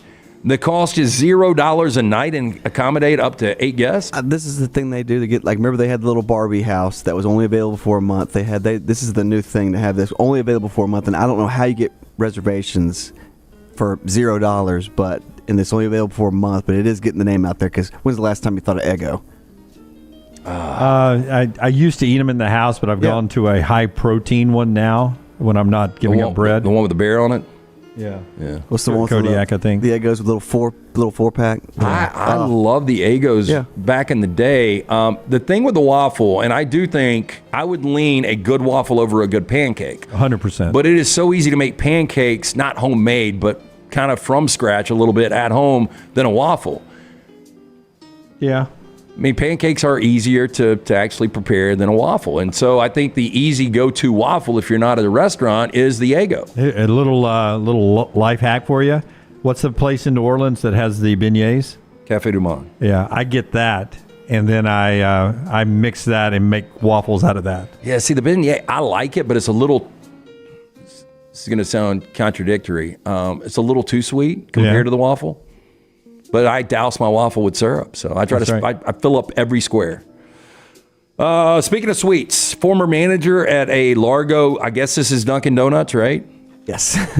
It just says Dunkin' store has been arrested on a charge that she stole more than $153,000 from the business. Just looking at her, I would think maybe she ate $153,000 worth of the donuts. Hey, by the way, good for them. They had $153,000 for her to steal, and it took a while for them to notice it. Well, how can you, I've never understood that about a donut shop. I know it's all about volume. But how can you sell that many? But when you go in there, you get a dozen. It's like $3. It's not $3 anymore, but it's to your point. People that do coffee have to have a coffee every day from Dunkin'. I guess that's true. Like if I get a $6 dozen donuts and a $6 coffee, that's where they're making their money. Yeah, they made $5.50 off that coffee. And I've never asked, but I heard back in the day, like a pizza at Pizza Hut was like 90 cents total cost involved. Oh yeah, I would think a donut's what, a cent? Yeah, but how much they throw away every day? Molly Cox, pictured here, 50 years old, facing a felony grand theft charge. She was arrested on Thursday, booked into county jail. She's being held without bail on Friday. Now, Cox. By the way, bad porn name. Bad or good? Bad. Molly Cox? Yeah.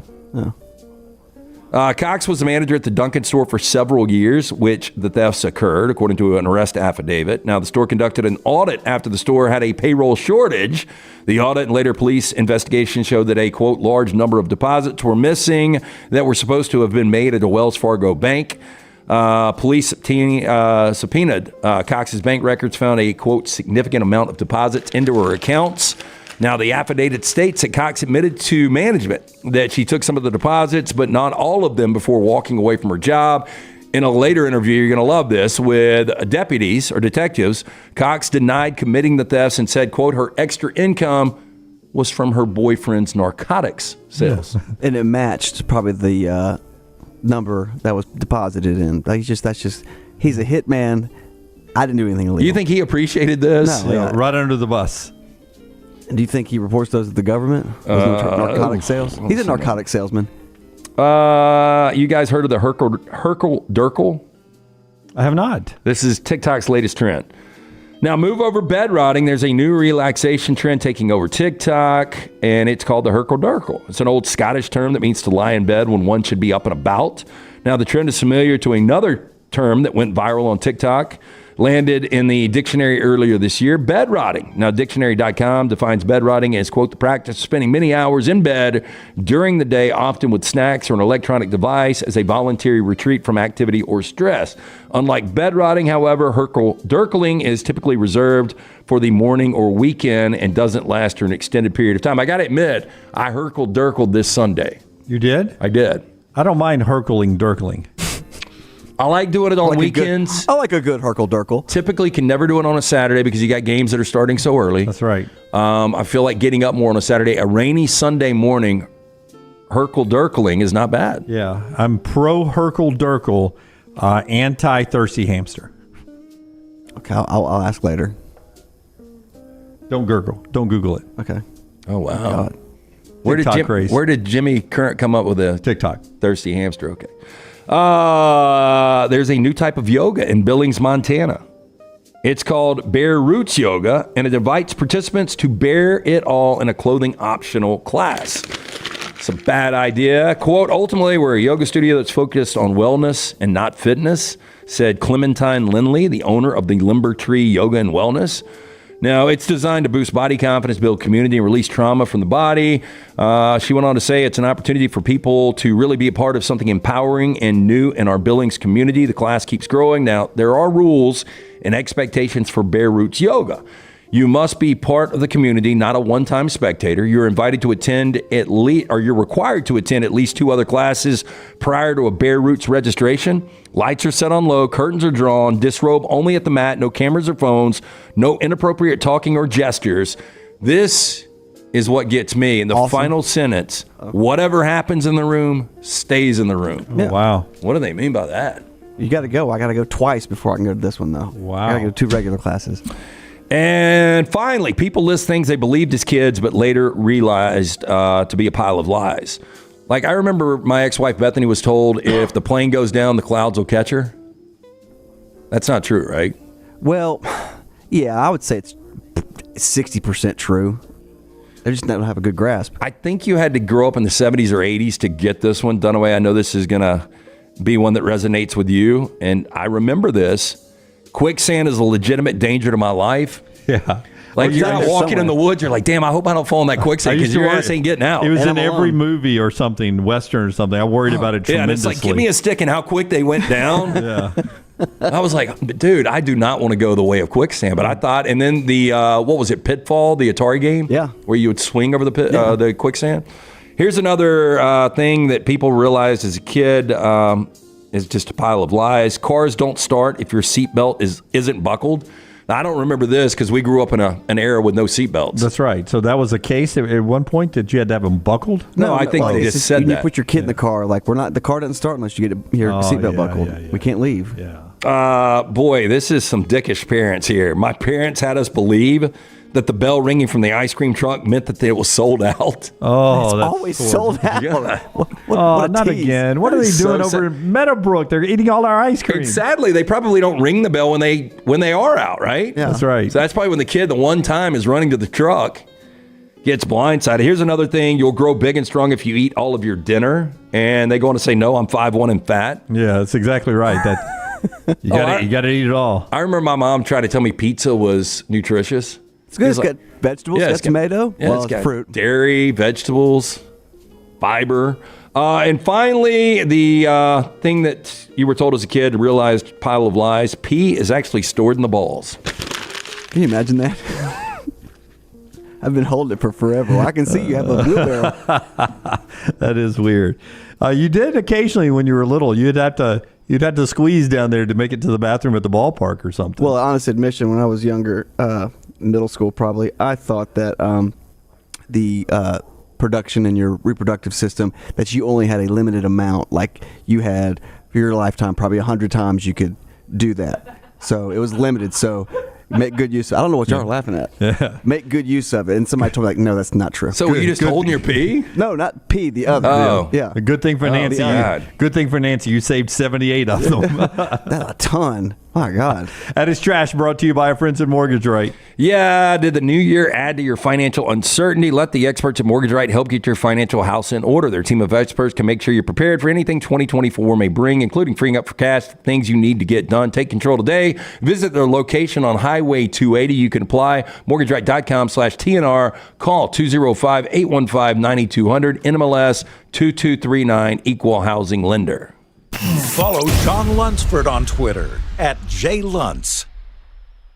Legacy Credit Union has the ultimate game changer for your finances. With Engaged Checking, you can earn 3% APY on balances up to $15,000. You heard correctly, 3% APY. But it's not just about scoring with high yields. With Engaged Checking, you can get paid up to 2 days early. That means your paycheck, Social Security, tax refund, you name it, you get it early. So stop sitting on the sidelines and get in the game with Engaged Checking. Sign up today at legacycreditunion.com or visit any 9 Greater Birmingham area branches. APY is annual percentage yield. Terms and conditions may apply. See Credit Union for details. Federally insured by the NCUA. Fire damage to your home or business is something you never want to consider. Ryan Brown here from the Next Round. But in the horrible event it happens, Dry Tech is here to help. They respond quickly and will reply to you within 20 minutes when you call 205-637-0143. They're working for you, the customer, not the insurance company. They've got 5 crews ready to go 24/7. Don't call the insurance company first. Call Dry Tech. Just remember this website, mydrytech.com.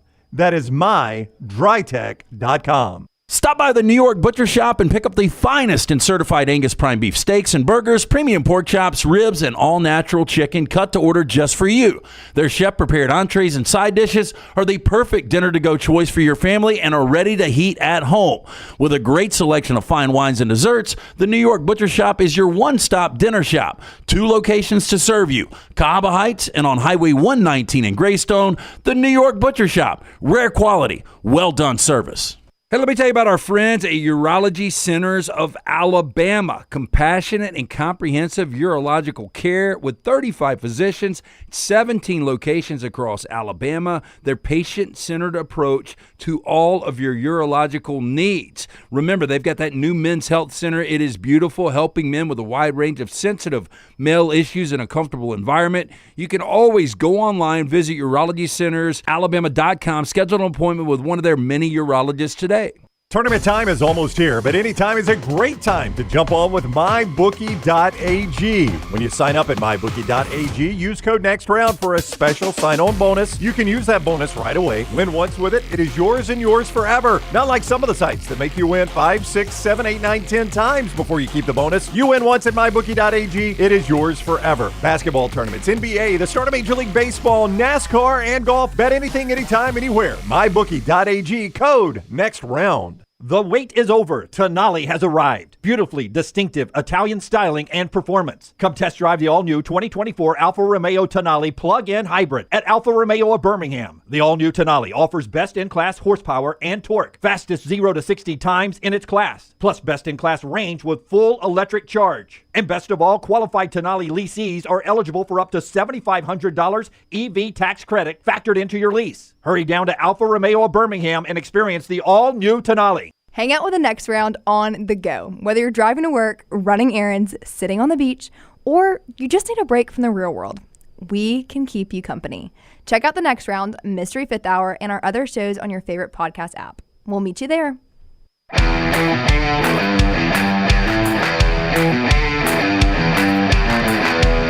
Let's get to Andy Kennedy, head coach UAB Blazers. Brought to you by our friends at Legacy. Swap and Drop is back. SwapandDrop.com. SwapandDrop.com. How can I say this?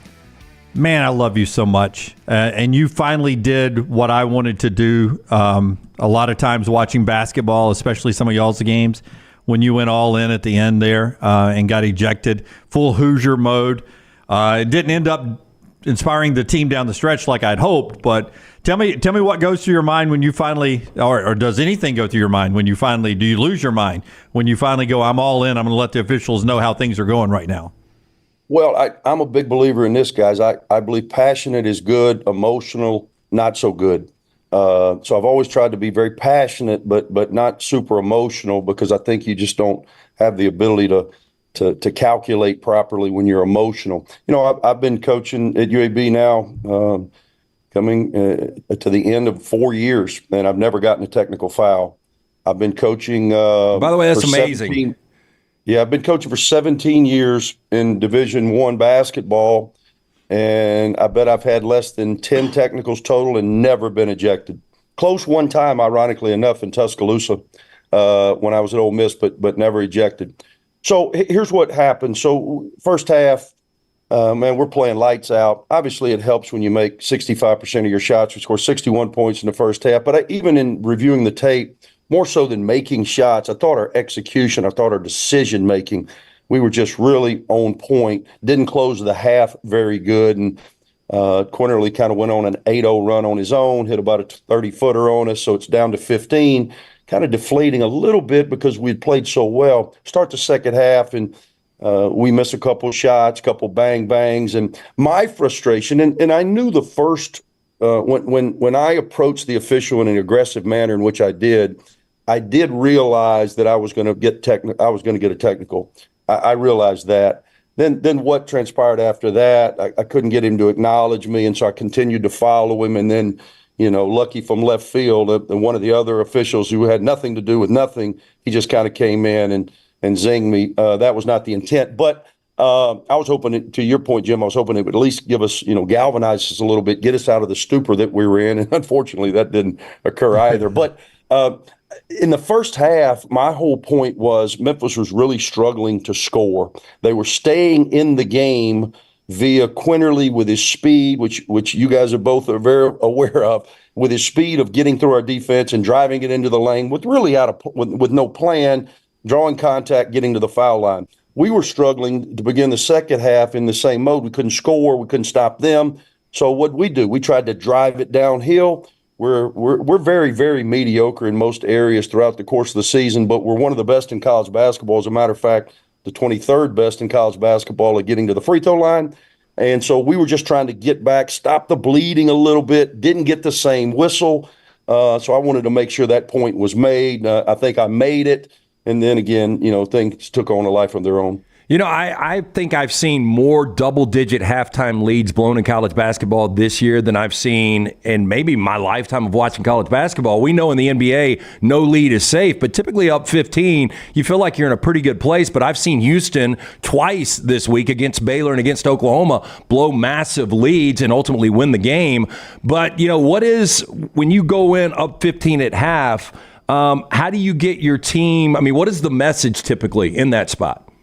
Well, for us, it was just trying to reaffirm the things that we were doing so well. We were making shots, obviously, which cover up a lot of deficiencies, but I thought our execution, I thought we were really doing a good job with our decision-making offensively. Defensively, we've struggled all year. It's one of the reasons that I play, a plethora of defenses, because we just have a hard time sitting down and containing the ball off the bounce. We really do, and we really miss Trey Jemison's presence at the rim, giving us rim protection.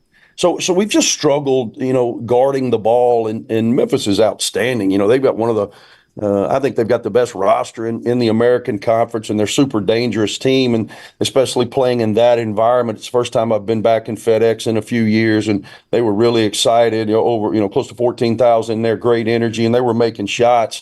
So, for us, we knew we were going to have to continue to score. Hell, we scored 87 or 88 points or whatever it was, yes. And you still lose by 15 or 19 or whatever. Our inability to guard has been a problem for us all season long. I thought we had it corrected somewhat when we were playing better basketball a couple of weeks ago, but as of late, it's been problematic. It's got to get corrected in this last week if we ever have any hope of extending this season.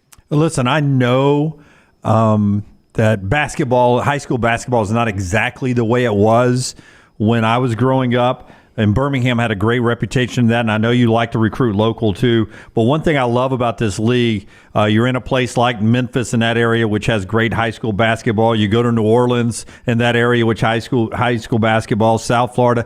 You're going to Philly this week in the high school basketball in that area. Do you think going to these places, getting UAB's name out in these areas as well, can help you in recruiting down the road too, that that UAB name becomes recognizable because you're rolling into these towns on the reg? I think that being in the AAC, the one thing that it has shown me is, being in partnership with our TV partner of ESPN, the platforms that it provides certainly brings a notoriety to your brand. Back in the old days, I would agree with you, Jim, but, we don't recruit a lot of high school kids anymore. It's just because of the portal and the way guys transfer. We just really don't. I mean, we've signed a couple here and there. We're not going to be recruiting high school kids out of Philly now. I'm sure there'll be some guys there's about 10 universities right there within a rock's throw where we'll be playing. Maybe a couple of those guys will get in the portal, and that'll help us. But it's just a different time, a different age now. But I do think the AAC does give you a different platform by which to showcase not only the league, but UAB. I know it's been a frustrating couple of weeks. You guys have lost 3 or 4. Where is this team right now as you guys head to Philadelphia? You know what? My hope is that we're ready to make a strong push. We still have something to play for. Sometimes, and I've been in all situations, but if you're going into your last week of the regular season and you really don't have a lot to play for, it makes it very, very challenging to get guys to continue to play to the level that you need in order to be successful. This team, believe it or not, has still got a lot to play for. We go 2-0 this week. We're going to be the 4 seed in Fort Worth starting next week. And again, I'm not quite as dumb as I look. I realize winning 3 in a row is probably more probable than 4 in a row. I know we're not playing Wednesday. I know we're not going to finish in the last 4, but we could finish anywhere from 3 to 7, depending upon what happens in these last 2 games. Yeah, and one game you got the trip to Temple first, but then on Sunday, 2:00, last home regular season game, SMU's in town. We won't get a chance to talk to you again before then. It's been a great year attendance-wise. The crowds have picked up for some really big moments at Bartow Arena. One more time at Bartow this Sunday to come on out, and I know how appreciative you are of the growing support for your program. Yeah, no, absolutely. When you can get people in Bartow, and especially in that student section, the young folks bring the energy. It makes for a pretty dynamic environment. We've had some great wins in here. We've knocked off 2 top 20 teams for the first time in over a decade in Memphis and FAU, and our crowd was a huge part of that. My hope is that we can go to the city of brotherly love, bring a little brotherly love back with us on that plane after the game Thursday with a much-needed win to stop this bleeding. It's the first time all year that we've lost back-to-back AAC games. We need to put that to rest Thursday night, and then we would come back Sunday, and there would be a lot on the line against an SMU team who we just faced a couple of weeks ago, and we're battling here in order to get as good a seed as possible to try to make a run. UABsports.com, always for tickets. Andy Kennedy with us, brought to you by Legacy. Thank you for your time. Safe travels up to Philly, man. Hey, I appreciate you guys. Thank you so much. Again, 2 o'clock on Sunday. Go support this team before they're off to the AAC tournament and then hopefully the NCAA tournament as the season winds down. Legacy Credit Union brings you all of our UAB content. Swap and drop programs back. It's real easy. The swap and drop program is simply this. You have a car loan, a truck loan, any kind of loan with a monthly payment and interest rate. You swap that from the provider over to Legacy. You lower that rate. You lower that payment, that car payment, truck payment. That's what you do with the swap and drop program. Swapanddrop.com, swapanddrop.com, swapanddrop.com. Get the details right there at legacycreditunion.com. All right, packed show with a variety of stuff, all the way from the NFL to Alabama's first practice under Kalen DeBoer and big basketball happening everywhere. And don't forget Brock Hewitt on the show tomorrow. We're going to talk to Brock about the combine and about this DeBoer coaching staff that probably did not end up looking exactly like Brock thought it was going to look when it got to Tuscaloosa. Bama's back on the practice field coming up on Wednesday. Lanceslog.com for the plays today. I do want to leave you with this. There is a ton of things going on in Major League Baseball. And one of the things that I love is that we're starting to maybe value certain pitchers a little differently. Zach Wheeler got a contract yesterday. Ooh, what, $40 million a year? $42 million a year for 3 years. I love starting pitching, and I love it, but my goodness, $42 million. And how many times do you see a pitcher not go a whole season without getting hurt? Yeah, I mean, that's the problem. I mean, Wheeler is one of the best right now. And, it seems like some of these massive deals is when a guy gets hurt. Yep. Jacob deGrom. Yeah. Oh, you start naming any Met that's had a big deal recently. So Wheeler gets a $42 million a year deal for 3 years there. Blake Snell is last year's Cy Young winner, and he is still out there floating around. We'll see where he ends up. At one point, Philly was interested, and they ended up going with Zach there. So spring training continues on, and basketball happening tonight. We look forward to all that contest. If you're getting ready to fill out your bracket, we will make our announcement not only about our bracket challenge, but also about how you can jump on and play your bracket with us at nextroundlive.com, nextroundlive.com. Details about that coming up soon. We'll have another bracket challenge for all of you with those details.